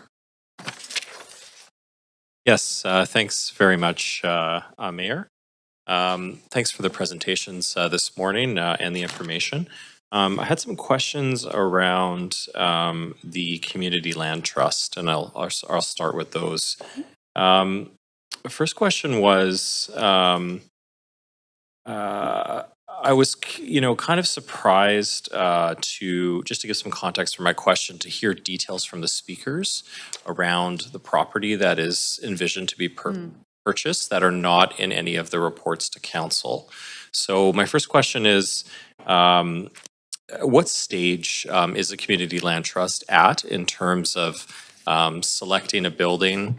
I heard the address of 556 Powell Street mentioned. I just would like to know how nailed down is that, or what stage is the Land Trust at with that particular building? Thank you for the question. It's Monica Schuj, a senior planner with ACCS. They are in active negotiations with the owner. They are finalizing a purchase sale agreement, which is one of the conditions that we've set out for the grant. If that were to fall through, there could potentially be other opportunities, but this is a specific building they're interested in right now. Okay, that's good to know. And I also heard from speakers, some comments around revitalizing or renovating the building, and then someone else said replacing the building, so that kind of surprised me. Can you provide any context around that? Again, none of this was in the report to council. Yeah, so I think kind of aligned with our dual goals of long-term SRO replacement, while in the interim stabilizing SROs through initiatives like bringing more buildings into community ownership. So for now, the intent is to operate the building as is. They're also looking at potentially accessing some renovation grants. It's all part of the budget that they've put together. But over the long term, just like our city goals of replacement, that's also the CLT's vision for the building. Okay, thank you for that. Have city staff done any due diligence before the city is being asked to commit $1 million to this particular building? Has the city done any due diligence in terms of the condition of the building, upgrades that are needed, seismic upgrades, any of that? Those will all be conditions of the grant. So if this is the building that ends up being in the purchase and sale agreement, we will do our due diligence around that. Okay, but that would come after council approval of the grant? Correct. Okay, thank you. I also heard a mention from speakers today about funds being committed from the province. Is that accurate? So the province did commit $2 million a couple years ago to build the capacity of the Downtown Eastside Land Trust. They also purchased the Kiefer rooms with the intent that the Downtown Eastside CLT would operate it and then eventually give a path to ownership for them. So they have committed funding, but not specifically to this acquisition. Okay, but is the Land Trust operating the Kiefer rooms right now? The Kiefer rooms is currently under renovation, but they are actively engaged in planning for the opening of that building and will be the operator. They will be the operator? Correct. Okay. When is that expected to happen? Sometime in 2027. Okay, thank you for that. Another question was, in the report, it said currently there are no senior government programs that support the acquisition of SROs in Vancouver. The BC Rental Protection Fund and the Canada Rental Protection Fund provide funding to nonprofits to acquire rental buildings, but not SROs. They exclude SROs. Can you speak to why that is? Why do they exclude SROs? So the BC Rental Protection Fund specifically excludes SROs, and the Canada Rental Protection Fund doesn't exclude them, but the way that the loan contribution financing is set up, it doesn't support the deep levels of affordability that are required in these buildings. Okay. And then another question was just a more general question. Does the city track or have an opinion of whether nonprofits / government-owned SROs are better or worse than privately owned SROs? Do we have any data on that? We do, and I think generally we do support government and nonprofit ownership of these buildings because they provide a level of affordability and housing security and tenure and have access to subsidies and funding to be able to maintain those buildings. But what's worse? Who's a worse operator?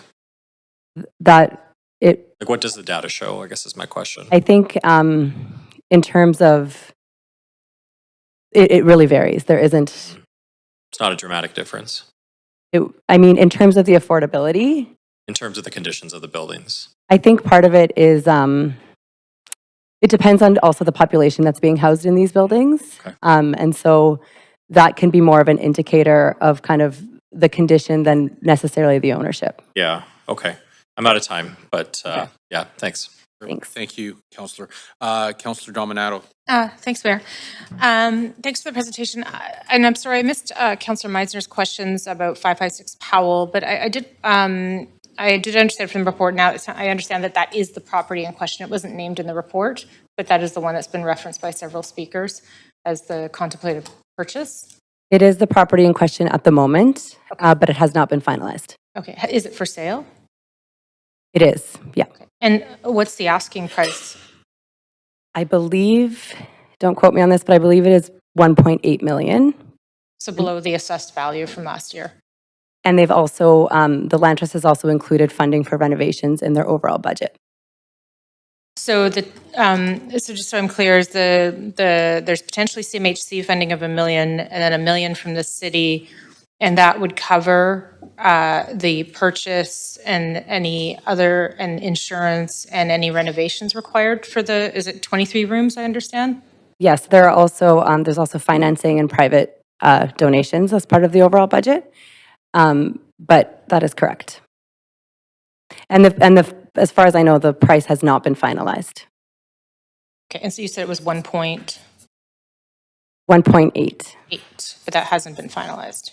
No, I'm not, yeah, I don't know exactly what is being landed on. Okay, that's helpful. I'm just curious, was there a reason it wasn't included in the report?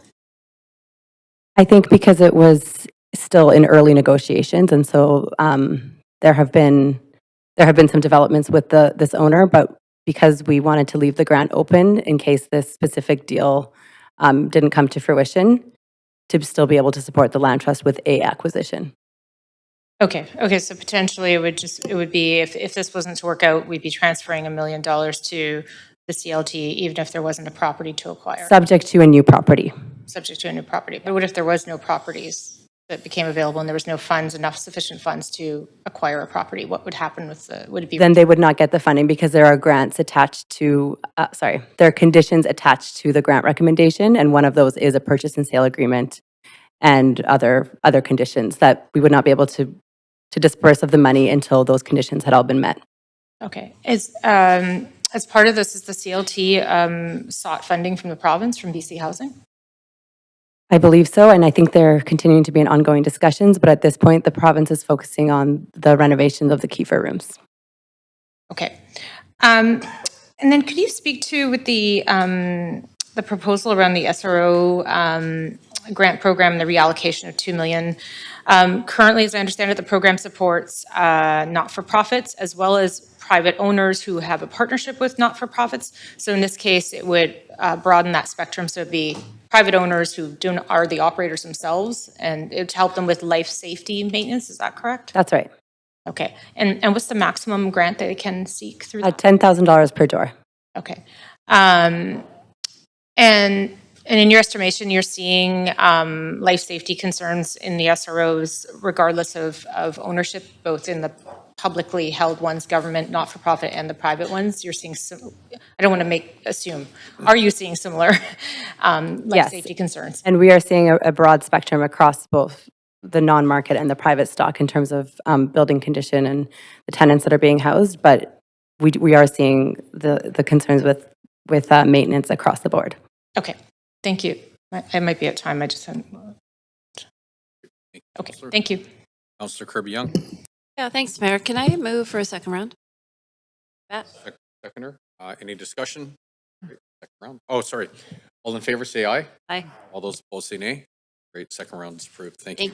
Thank you. Yeah, I think picking up on some of the previous councillors' questions, because I think councillors may be reacting to the fact that the committee seems to have a lot more information from council. I'm wondering why council wasn't briefed either in public or in camera on a potential acquisition. And is it common, like further to that question, I can't recall one, Aren't grants normally advanced towards specific sites and projects as opposed to council pre-approving a grant before a site has been secured? I'm hearing, for example, it could be this one, it could be another one. I'm not recalling that being a past practice. We didn't include the information in the report because the process of securing a building is still ongoing, so we wanted to give some flexibility. The conditions that we've attached to the grant in the report would ensure that. I understand the conditions, I guess explicitly in the past is our practice typically to advance towards a specific site to advance grants. We don't usually advance grants open-ended that I can recall for land acquisition, do we? This would be, I guess, in terms of the SRO, this is the first time we've done that, so they have been specific to a building. I think we wanted to take this opportunity as part of this report to bring that. That's great. I just wanted that quick clarification because I've got a number of questions.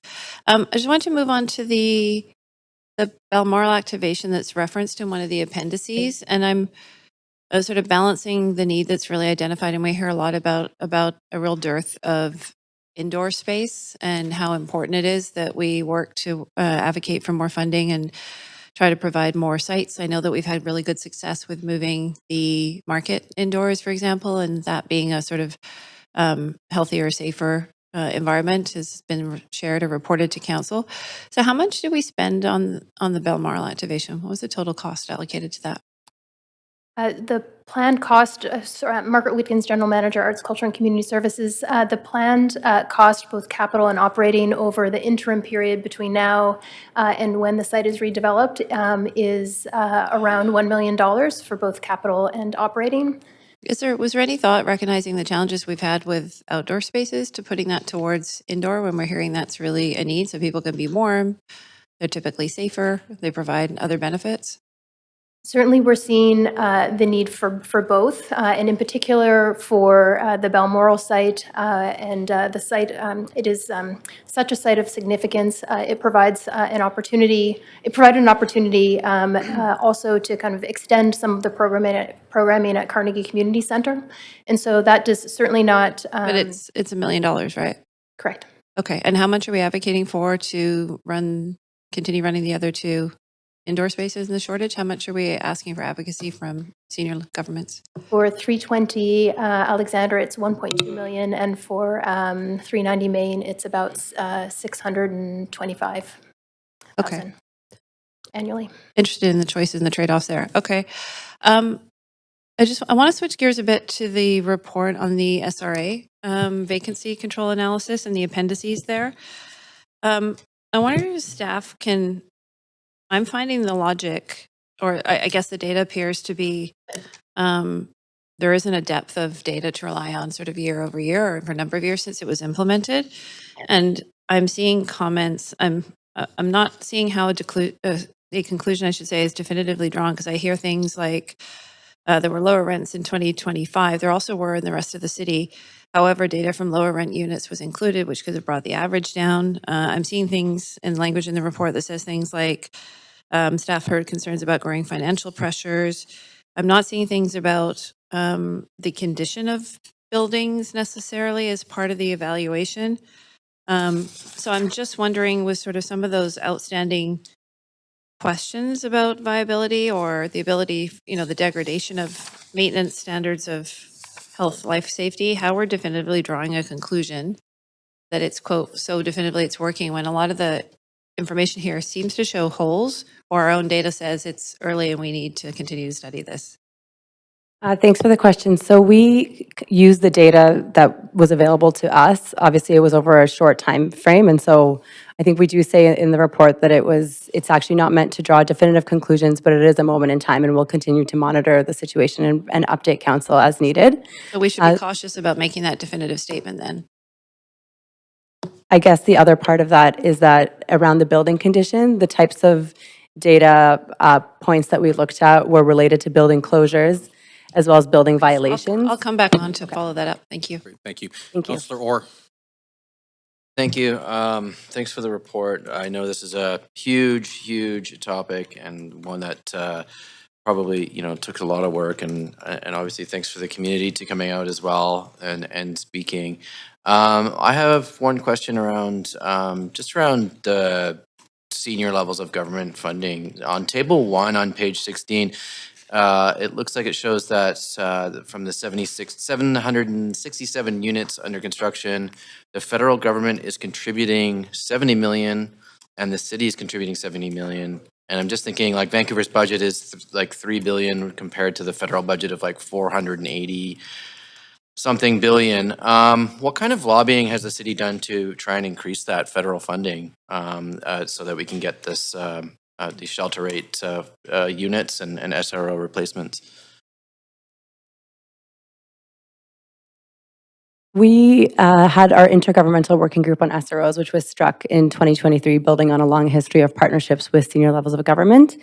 Due to a number of factors, we were unable to advance specific investments at this time, but we have been meeting with the federal government on their new Build Canada Homes program and the $1 billion that's allocated specifically to low-income people.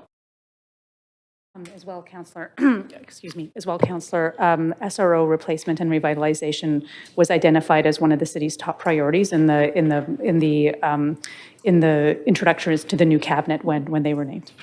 Yeah, no, absolutely. Yeah, that's a good point.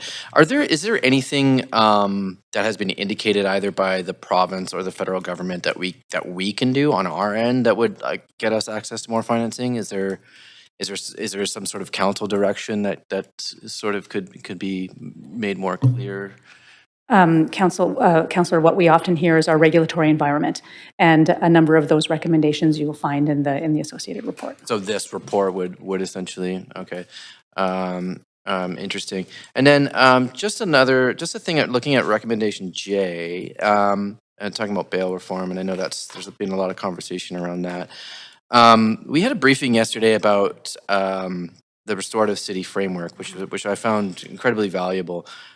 We were all there, or most of us were there. I was wondering, has restorative justice been taken into consideration around this ask or this report? So in this particular report, we're just focusing on the advocacy to senior government. As you know, we've been in discussions with the Restorative City Collective, and we've talked about the need to bring the province on board to support a restorative justice program in Vancouver. They are really the conduit to that, so that's something that we've discussed with Dr. Zeller. Okay. And then one last thing, just like around the language here where it's, it is clear that some policies stemming from the local area plan have not achieved and perhaps even worked against their intended outcomes. This is in reference mostly to the sort of small businesses in the area or the kind of the employment conditions or the vacancy rates. Is that correct? Yeah, I think it's all of those. Yeah. Okay. So it's some of our regulations around building, around land use. So it's all of the above. But would it be fair to say that it's also being very successful at keeping land values low and allowing more social housing units than was expected? Yeah. So yes, like I this think that's whole it. Yeah, thing I think hasn't that's been a yeah, I failure, think that's a some yeah, and so it's yes, I think so. Okay, thank you. That's all my questions. Thank you very much, Councillor Clausen. Thanks very much, Mayor. I'm going to shift gears a little bit away from the housing, talk about the economic development opportunities and the TOPP.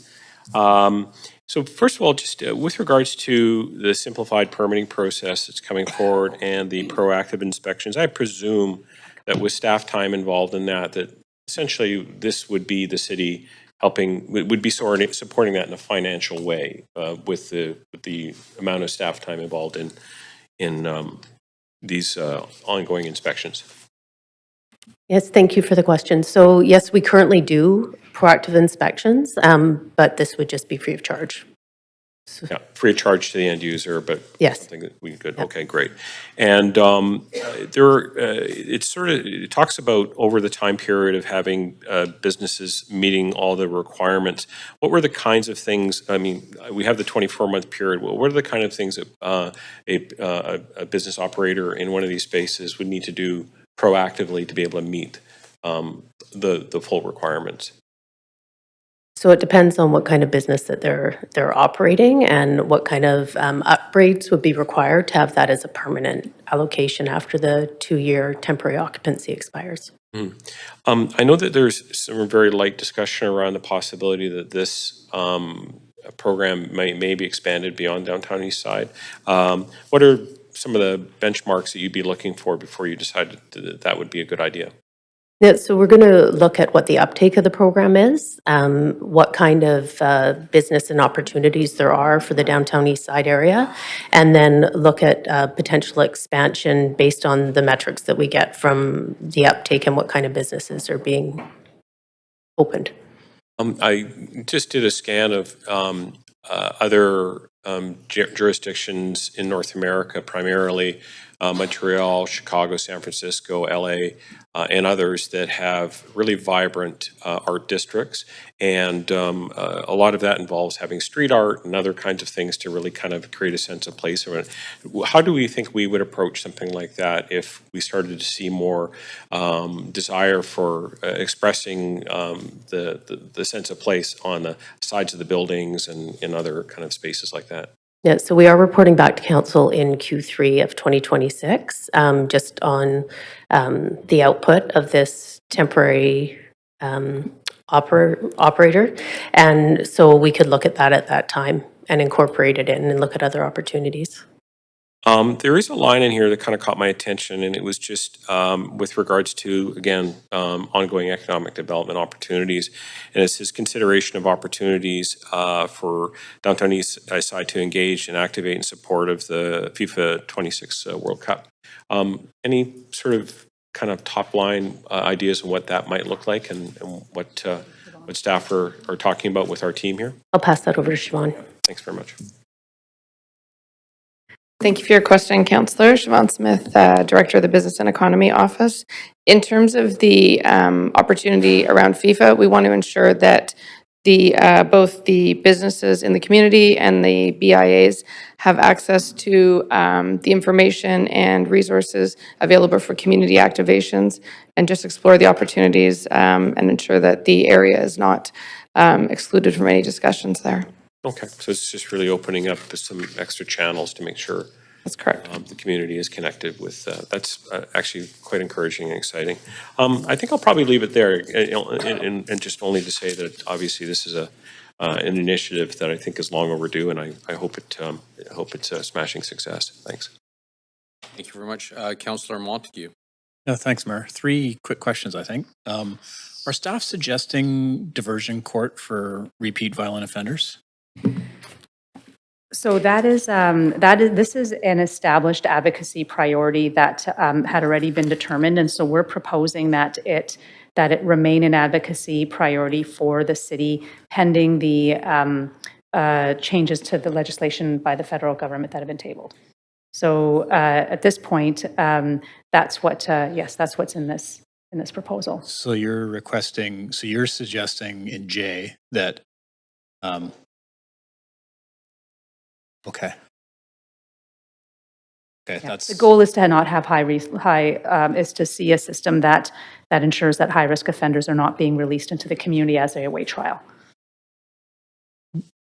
okay. Can you maybe your version of diversion court and mine are different? So I'll have to go back to our VPD colleagues and get a little bit more detail for you on that one. Yeah, thanks. The Balmoral site is obviously referenced in a couple of the appendices here. The report mentions that interim upgrades will be finished at the end of the month. Have staff worked with or consulted with VPD and Vancouver Fire Rescue Services to make sure that activation on the site will be safe, and 2 won't potentially invite criminal activity? Thank you for the question. Typically, VPD and VFRS engagement are part of project processes. I don't know specifically the nature of that in this case, and so that's something that I can take away and report back. Okay, so typically it's done, but we're not sure if it was done? I just am not close enough to be able to speak to it directly here. Okay. And Councillor, maybe one difference I'll highlight, because I think maybe some folks' minds are drawing back to the street market and the activation there. The Margaret and the team in ACCS are activating the Balmoral site out of the Carnegie Centre, so it is city staff, and so we'll be maintaining a very tight operating model on that location. Okay, I'm just thinking specifically of things Sorry, like, and yes, they were engaged.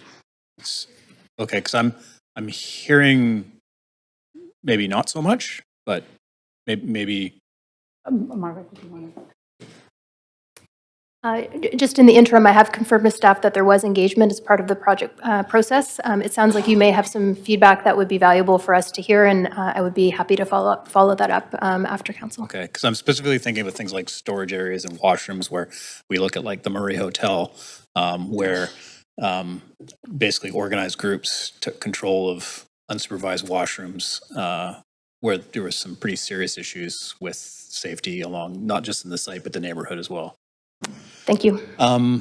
Empty storefronts. Obviously, big problem in the downtown east side. The TOPP is quite interesting to me. I see there are provisions in the report that talk about monitoring and evaluating. Is there any vetting process that we're looking at as well before occupying the empty storefronts? Yeah, so there will be an application process. So for the vacated storefronts, they will still have to reach out to us. We'll do a special inspection, and we will be monitoring what kind of businesses are going into those. And not so much just for the type of businesses, but who's operating them. I'm just sort of thinking about unintended consequences of criminal elements finding their way in to. I'll just pass it over to Sarah Hicks.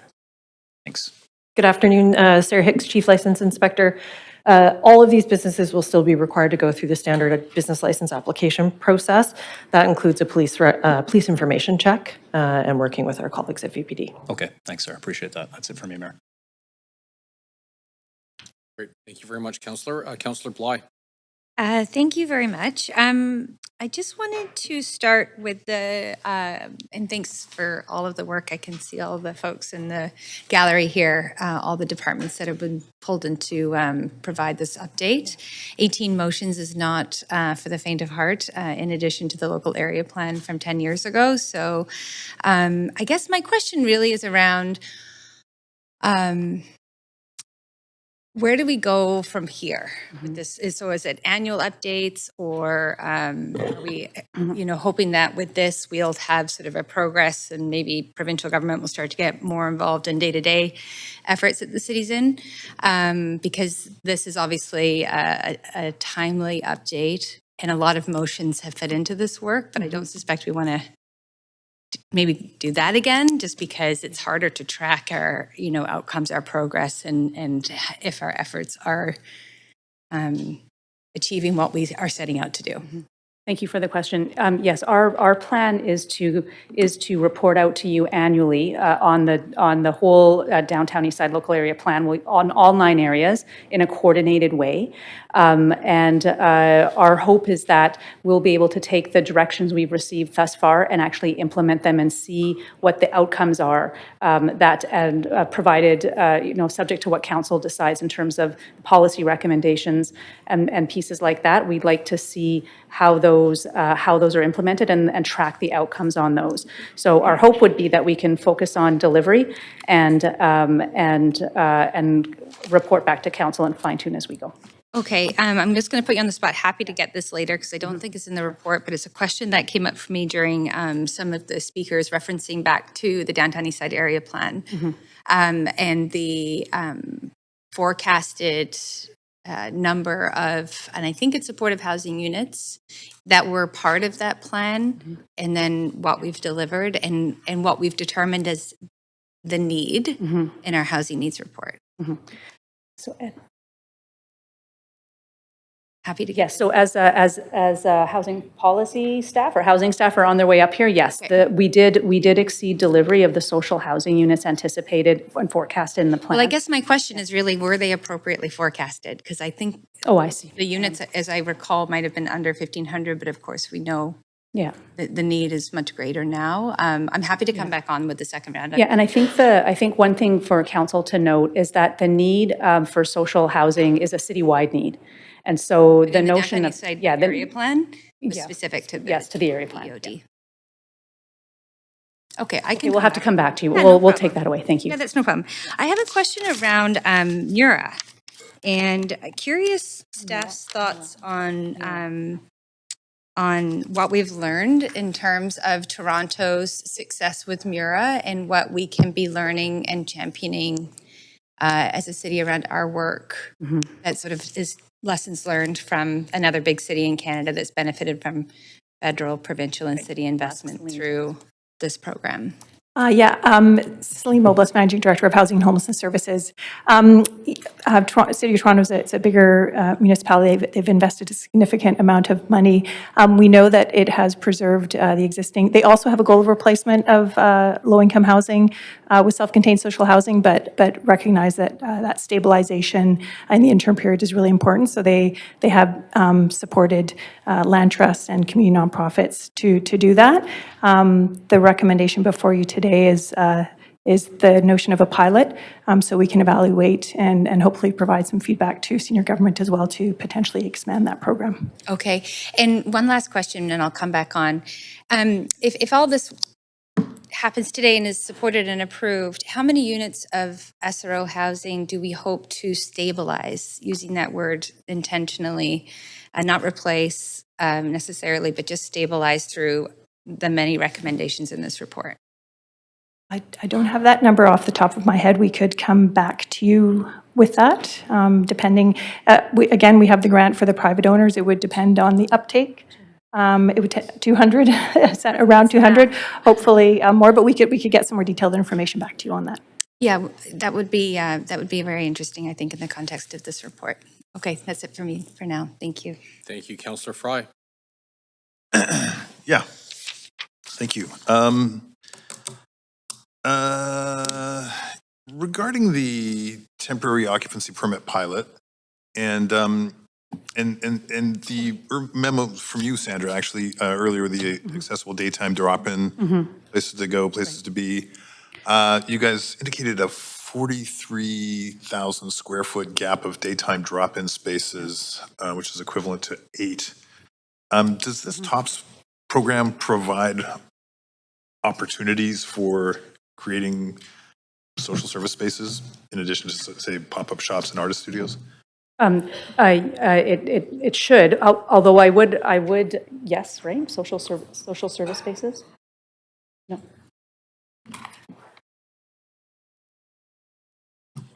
I thank you for the question. As long as they're within the general office or healthcare, then they would be able to operate.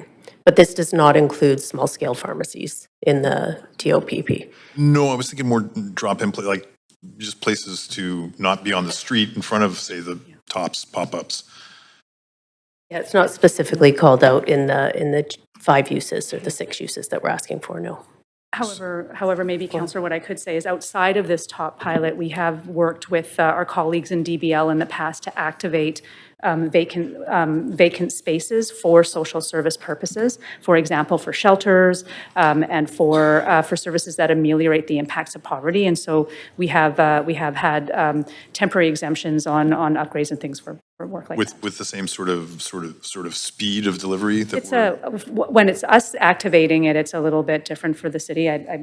We would have to follow up offline on other operators. Yeah, I mean, of course, because what I'm trying to reflect, the success of any of these TOPS programs would also be predicated by not having sort of people camped out in front of the business. For instance, a pop-up shop is only as good as... Oh, absolutely, Councillor, and that's why in my opening comments to the report, I was talking about the interdependency of all of the recommendations in this report, where the effectiveness of measures like this will rely on more housing and to deliver more. So it's all interrelated. We need housing. We need the storefronts filled with local serving services. So we need to pull multiple levers at once. Okay, and which actually leads me, perfect segue to local serving services and shops and stuff. So obviously there is an affordability gap for a lot of folks who are living in the downtown east side right now versus people who may be traveling there as a destination for a pop-up shop or what have you.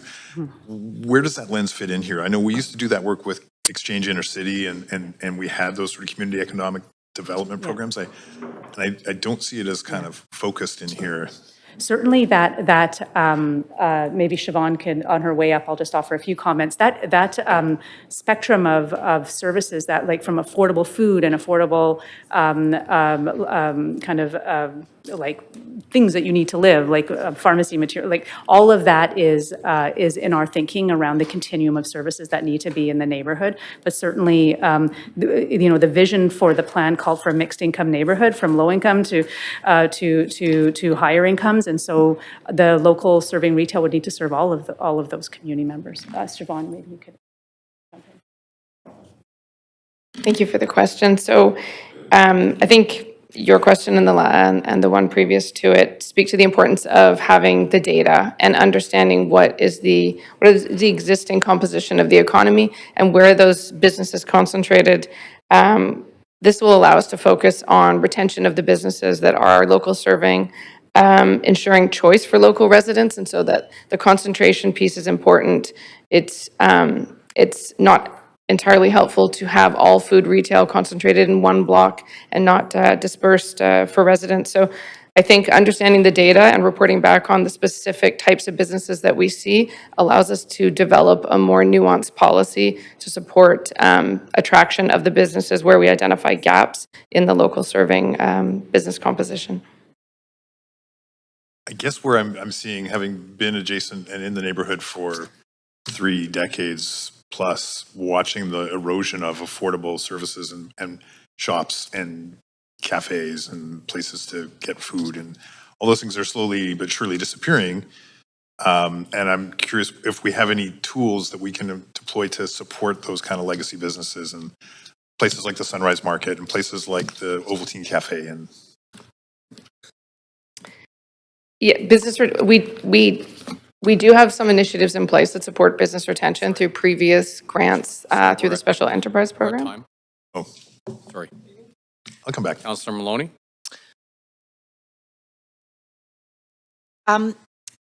Feel free to keep answering, Councillor Fries. You want to finish up? Sorry.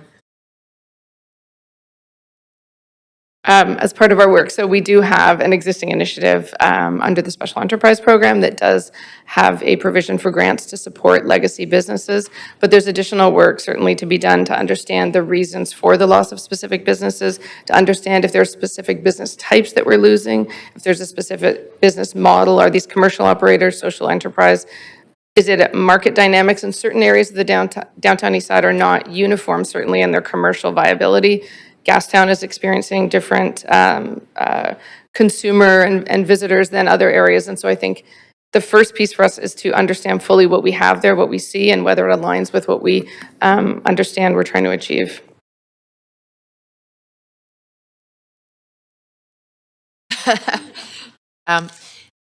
What are the safeguards to make sure that grants to private operators are spent where they're supposed to be spent? So if the direction is approved, we would set out a specific carve-out for the grant program, specifically for private SRO owners, and some of those criteria for eligibility would be around kind of buildings being in good standing, high compliance with any outstanding violations, having rents that are at or below the average SRO rents, so are housing a primarily low-income population. And then as part of the actual grant, there would be a grant agreement, and there would also be a housing agreement on title that would secure some of the affordability in exchange for the capital funds. And I guess in inspections or that to ensure that it's being spent on. Yes, absolutely, that would be part of it. Great, thanks. And so this money that we would be allocating today is already budgeted for. It's just moving money that's already allocated to SROs into specific ways of upgrading and acquiring? It would be moving it specifically to allow for private SRO owners to be eligible for the grants as opposed to those that are partnering with nonprofits or are already nonprofit owned. But it's not an overall increase in funding, it's just redirecting. Okay, great, thanks. And so is it correct that if in terms of the purchasing of which the Downtown East Side Community Land Trust purchasing a particular building that they're in negotiations about, would it be right to say that it could affect the negotiations or the price if the Community Land Trust is tied to a particular property, that rather than leaving it general? Potentially.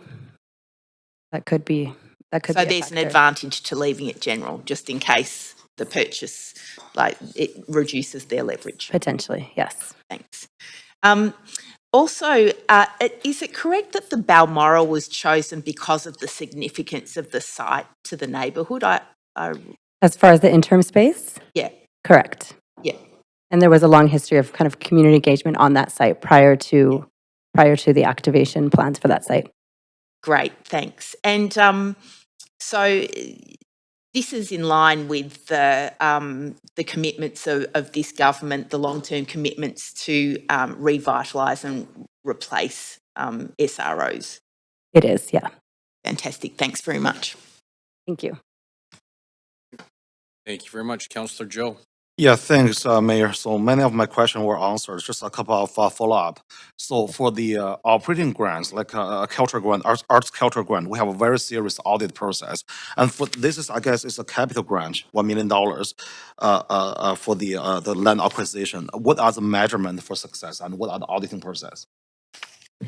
We would attach conditions to the grant before we would flow the funds, including an executed purchase and sales agreement, a pro forma, submission of a pro forma to ensure viability, as well as a housing agreement, and a thorough review of that application before the funds would flow.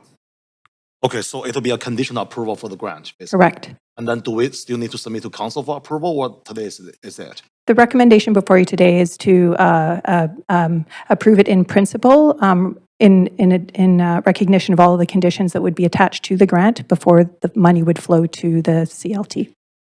Okay, thanks. Another question is, that's a legal question I have. So my understanding from staff is the land acquisition for the $1 million is still at a very early stage, and there's nothing too specific. And but from the speakers, seems like there's already something they are considering. They might presume it's already the land. Would that put any legal risk for the city? That's no. Okay. All right. Sorry, Councillor, if I could, the fact that that the Community Land Trust has been in discussions with a private owner does not in any way fetter a decision of council. Okay. Yeah. So that's why we haven't heard, it's my first time heard of this this location.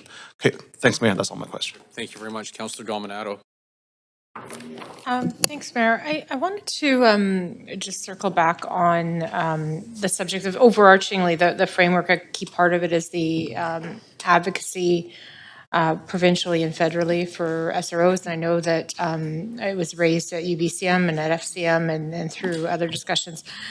I'm curious, I haven't had a chance to even take a look at the federal budget for today, but do we have any traction with the provincial government or federal government around investment and restoration and of the SROs? And it feels like it's been a long time coming. So I'm just curious if you could provide maybe more of a public update on the status of Yeah, this I'll ask discussion. Armelia to. Thank you. Thank you for the question, Councillor. So we've been in touch quite a bit, actually, with the provincial government. We've actually put together a list of about 7 SROs. These are SROs that we came to an agreement that were owned by the province and by the city. And we have put together that list, and we have suggested that we're going to go together to the federal government for some funding for the replacement of these 7. So there's a lot of work that's being done right now just on advocacy, but a lot of it's just mutual benefit, looking at how the provincial and the federal governments can actually help the municipalities, or us in particular, with the revitalization of that stock. So yes, and we actually got some funding that we've sourced to try and commit to actually the initiative. So quite a bit of work, actually. And we can certainly give you a little bit of information on that. We have addresses, we have the conditions of the site and what the potential redevelopment of those sites could look like. Okay. Okay, so it sounds like that's a pretty active conversation, and again, that's jointly with the province going to the federal government, as I understood. Does that include the region, or no? Does that include, just out of curiosity? Sorry for making, does that include the region? It does not, no. The Regent is already funded, actually. Okay. And so we're just in negotiations still with the province on what that looks like. So I don't know if you know this, but the Regent has been completely stripped, and we're now just waiting for BC Housing to come in and fund the renovations. Okay, Yeah, okay. but it's not included, no. Okay, I appreciate that. Thanks for clarifying that. Thank you, Mayor. Good, thank you. Councillor Fry. Oh, okay. So I appreciate the report. I appreciate everything that's in this. And I certainly support the grant allocation for the SRO Community Land Trust. I'm struggling with the vibrant and inclusive local economy. I mean, as I read through it, it talks about pop-ups, it talks about attracting new visitors to the neighborhood. But on the pieces like poverty reduction and stuff that is going to address the needs of people who are there right now, and that's where I'm struggling, where I don't see a fully sort of formed strategy. And I know that there's a report back on this in Q1 2026 on the actualization of some of this, but I'm really curious if there's room to see Downtown Eastside Lap 3 vibrant and inclusive local economy actually be more robustly inclusive of folks who are way below the poverty line and in desperate need of food. And Councillor Joe and I often do the food line at the Lotus Light, and we see the extent of need and poverty across the section. This is not a Indigenous or Black or white or Chinese or anything. This is just poverty, and I don't really see it articulated here. Yeah, I think there's multiple ways to look at this, Councillor. And again, all of these pieces have to be thought of collectively. We will take that back around ensuring that when we report back in Q1, we're looking at that lower end of the spectrum. We also have of the employment spectrum, but we also have the community economic development strategy that is part of the previous report back in February and will be in future report backs as well. We have the CED hub that's being planned. We continue to talk to the province about employment program funding and that low barrier employment and how important that is and how impactful that is. We continue to talk about income assistance programming and how that some of the challenges with that. So I think that ongoing advocacy for poverty reduction up is still ongoing, and we'll definitely report back and then make sure we report back on this next year. And will that include stuff, because I also did not see anything about CBAs, community benefit agreements and employment opportunities for folks who might have barriers to employment in some of these big projects that are coming down. Like, obviously not St. Paul's because that's already almost done, but Yeah, so Margaret and Josh from PDS have been in discussions around the CBA, so they'll be reporting about that in the near future. okay. Yeah, all right. I'll leave it for comments because I do, yes, thank you. Okay, thank you, Councillor. Thank you very much. Councillor Kirby-Young. Yeah, Chair, I have a procedural question because I'm noting the hour that we're coming up on 4 o'clock, and I'm aware that a lot of councillors have commitments tonight. So I'm wondering if council will be interested in entertaining a motion, because I know we've still got a lot of ground to cover on this agenda, to refer debate and decision on this item, the remainder of the other items as unfinished business to the standing committee meeting tomorrow, and then that would allow council time to complete the inquiries, new business, and notices of motion. And as I said, everything else would go to tomorrow's standing committee meeting, including debate decision on this item, just to recap the remainder of the items. And that would be unfinished business on tomorrow's standing committee. Council, is there any discussion? Councillor Bly?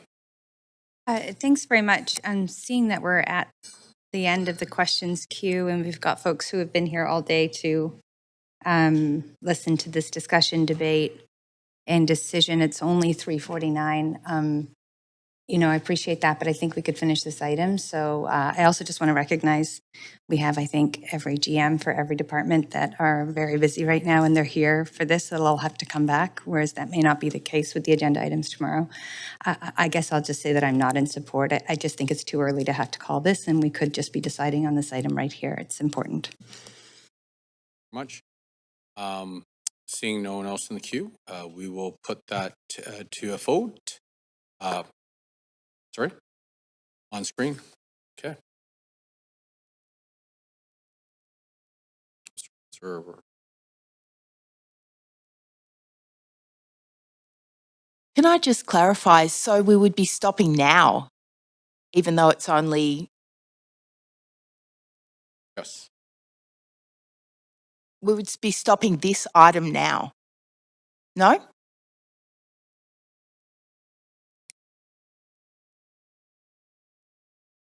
Yeah, so that was what Councillor Kirby Young mentioned, that we would wrap up this because,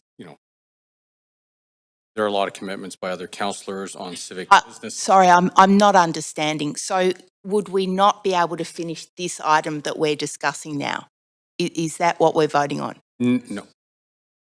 The vote was already called. So there was a queue. Everyone had their chance to have the conversation. We called the vote. So unless we were going to rewind that vote, like the vote's it's already been voted on. So. Mayor, I don't believe I voted on it yet. I just think it might be helpful for everybody if you could just restate what the motion was. I think I understand it, but I think some other councillors weren't clear. So, and I'm going to take some liberties here, if that's okay. Correct me if I'm wrong here.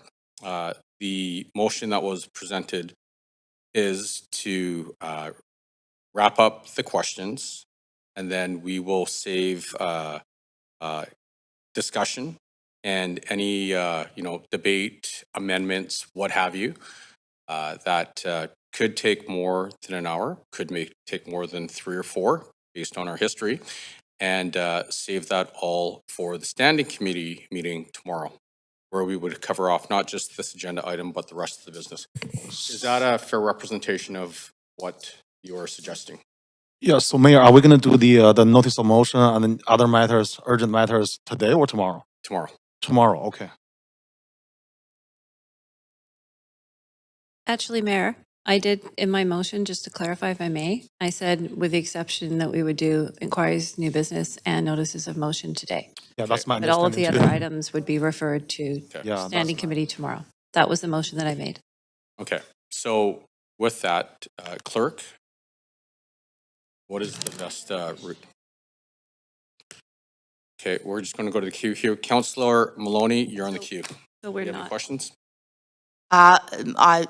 Only my previous question, which I think has been clarified. Thank you very much. Councillor Kirby Young. I think that's a holdover, but the vote has been called, so I'm confused as to why we're doing a full queue now. Are we now going to unwind that vote and reconsider it? Okay, so the vote has happened, and basically it passes. Sorry? Councillor Fry and Councillor Orr, you have not voted yet? Yeah, okay, so we will go back to the queue. And we have to. Councillor Fry? Well, recognizing that this community land trust vote requires a 2/3 vote, I'm curious if we could check with the clerks that we have the numbers to do that tomorrow when this would be reconvened. Do we have leaves of absence? I don't have that information handy. Okay, I'll take a minute. We will recess for a minute. I mean,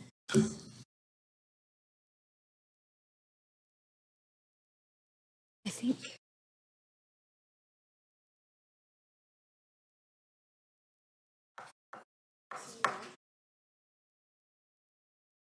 Yeah, he hasn't voted yet, and so he's asking for information.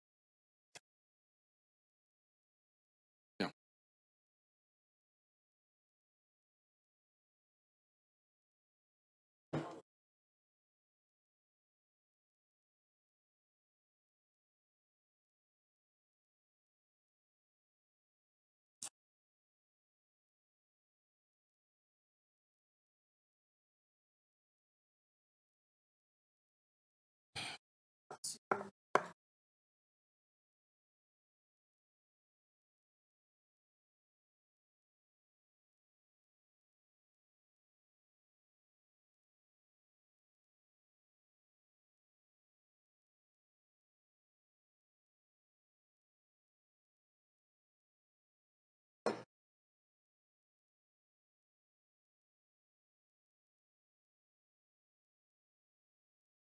We'll figure that one out. Yeah. Cool. I'll bounce my stuff. We can vary the order and stuff. We'll make it happen. Great. Mayor, I have a point of order.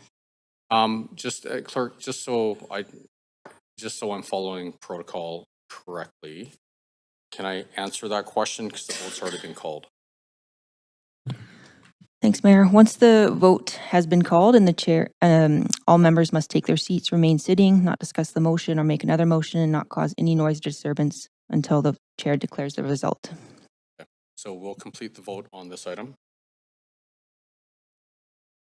If everyone can, okay. 1, 2, 3, 4, 5, 6. So clerk, point of procedure, do you need a 2/3 or is it just simple majority?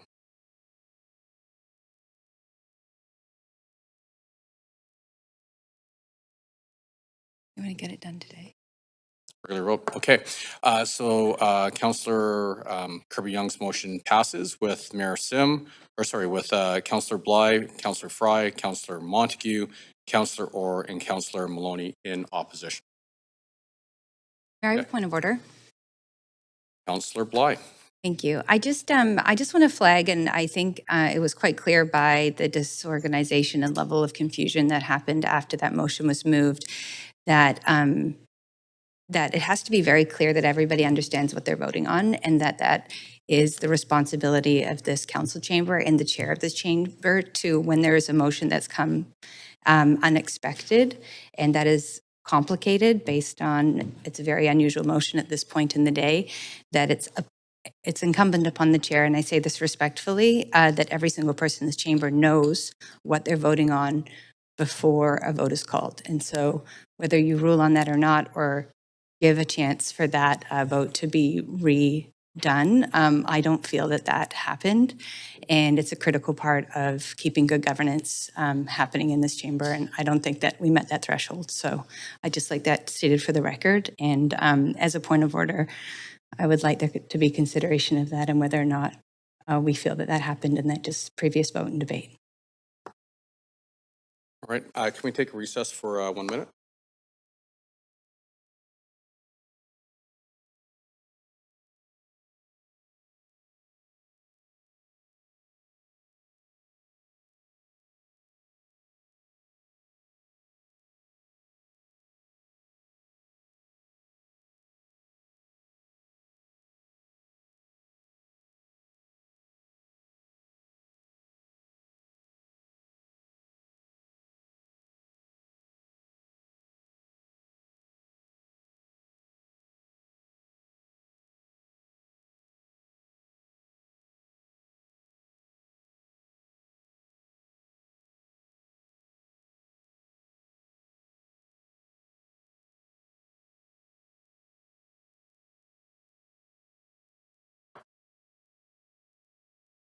All right. Councillor? Right. Okay, so I'm going to rule that the vote is, it'll stand as is. And the reason for that, everyone did have a chance to get on the queue and ask their questions. And then the queue was empty and we put it to a vote. And so while there may be some confusion, I also do think the onus is on all of us to be paying attention and, and if we're not, or we don't understand it, have to speak up. So with that, the vote's been held and we'll let it stand. Thank you. Okay. So.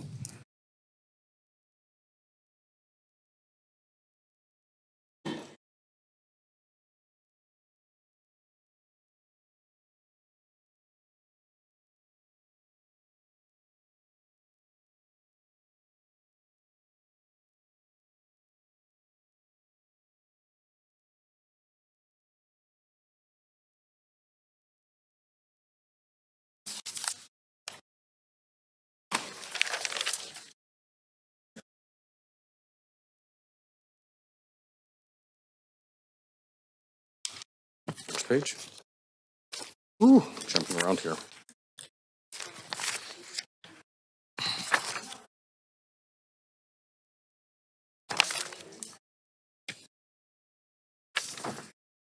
So 56. Yeah, starting with item 13, right? Okay.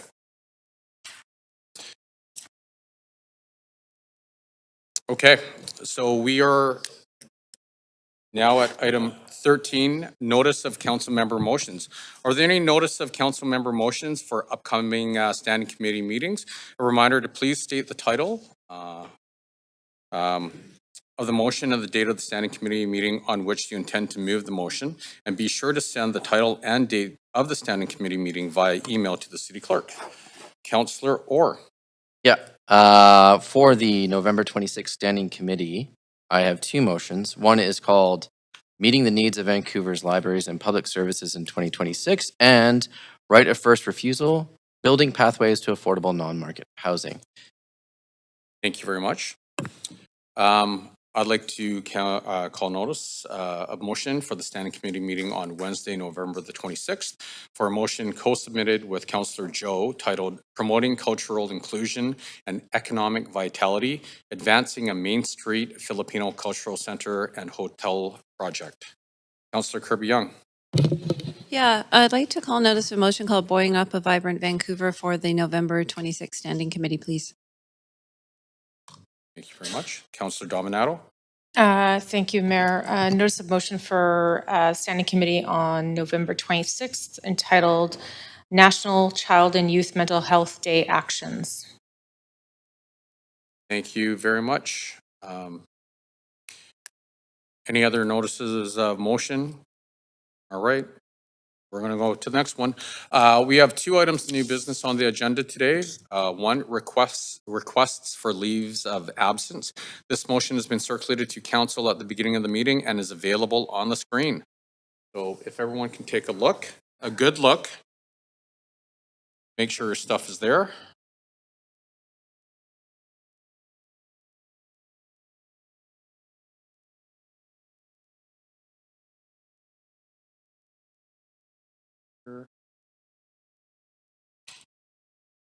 Okay. Moved by Councillor Kirby-Young, seconded, I think it was Councillor Clausen. Was that you? Great. Council, is there any discussion? All those in favor say yay. All those opposed say nay. Great, the motion carries unanimously. Council, are there any other items of new business? I don't see anyone in the queue, so I'm going to keep going. Okay. Great.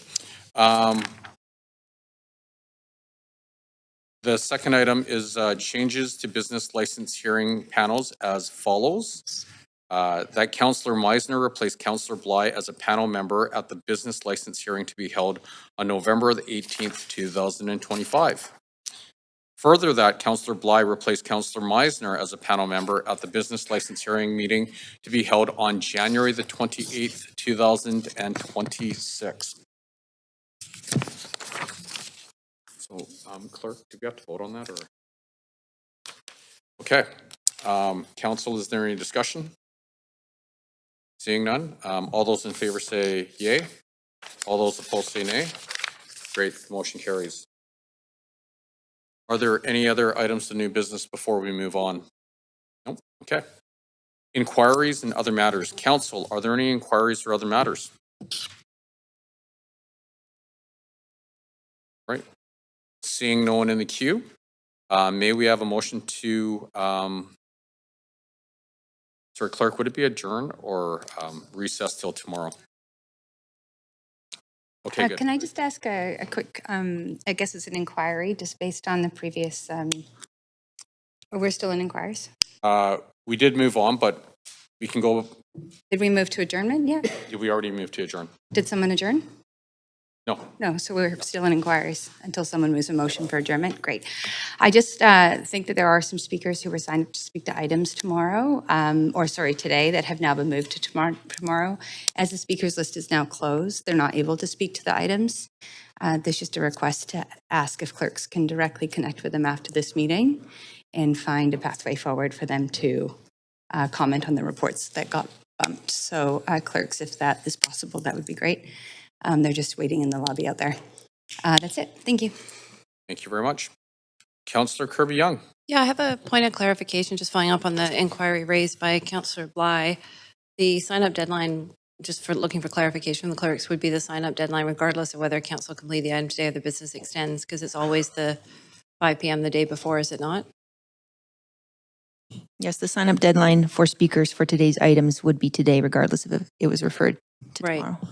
Okay, regardless of whether council finished or didn't finish, because we're always slated to conclude by 5 today anyway, and so we may have to extend. And they do have the option to always email their comments into council? Can that be stated now?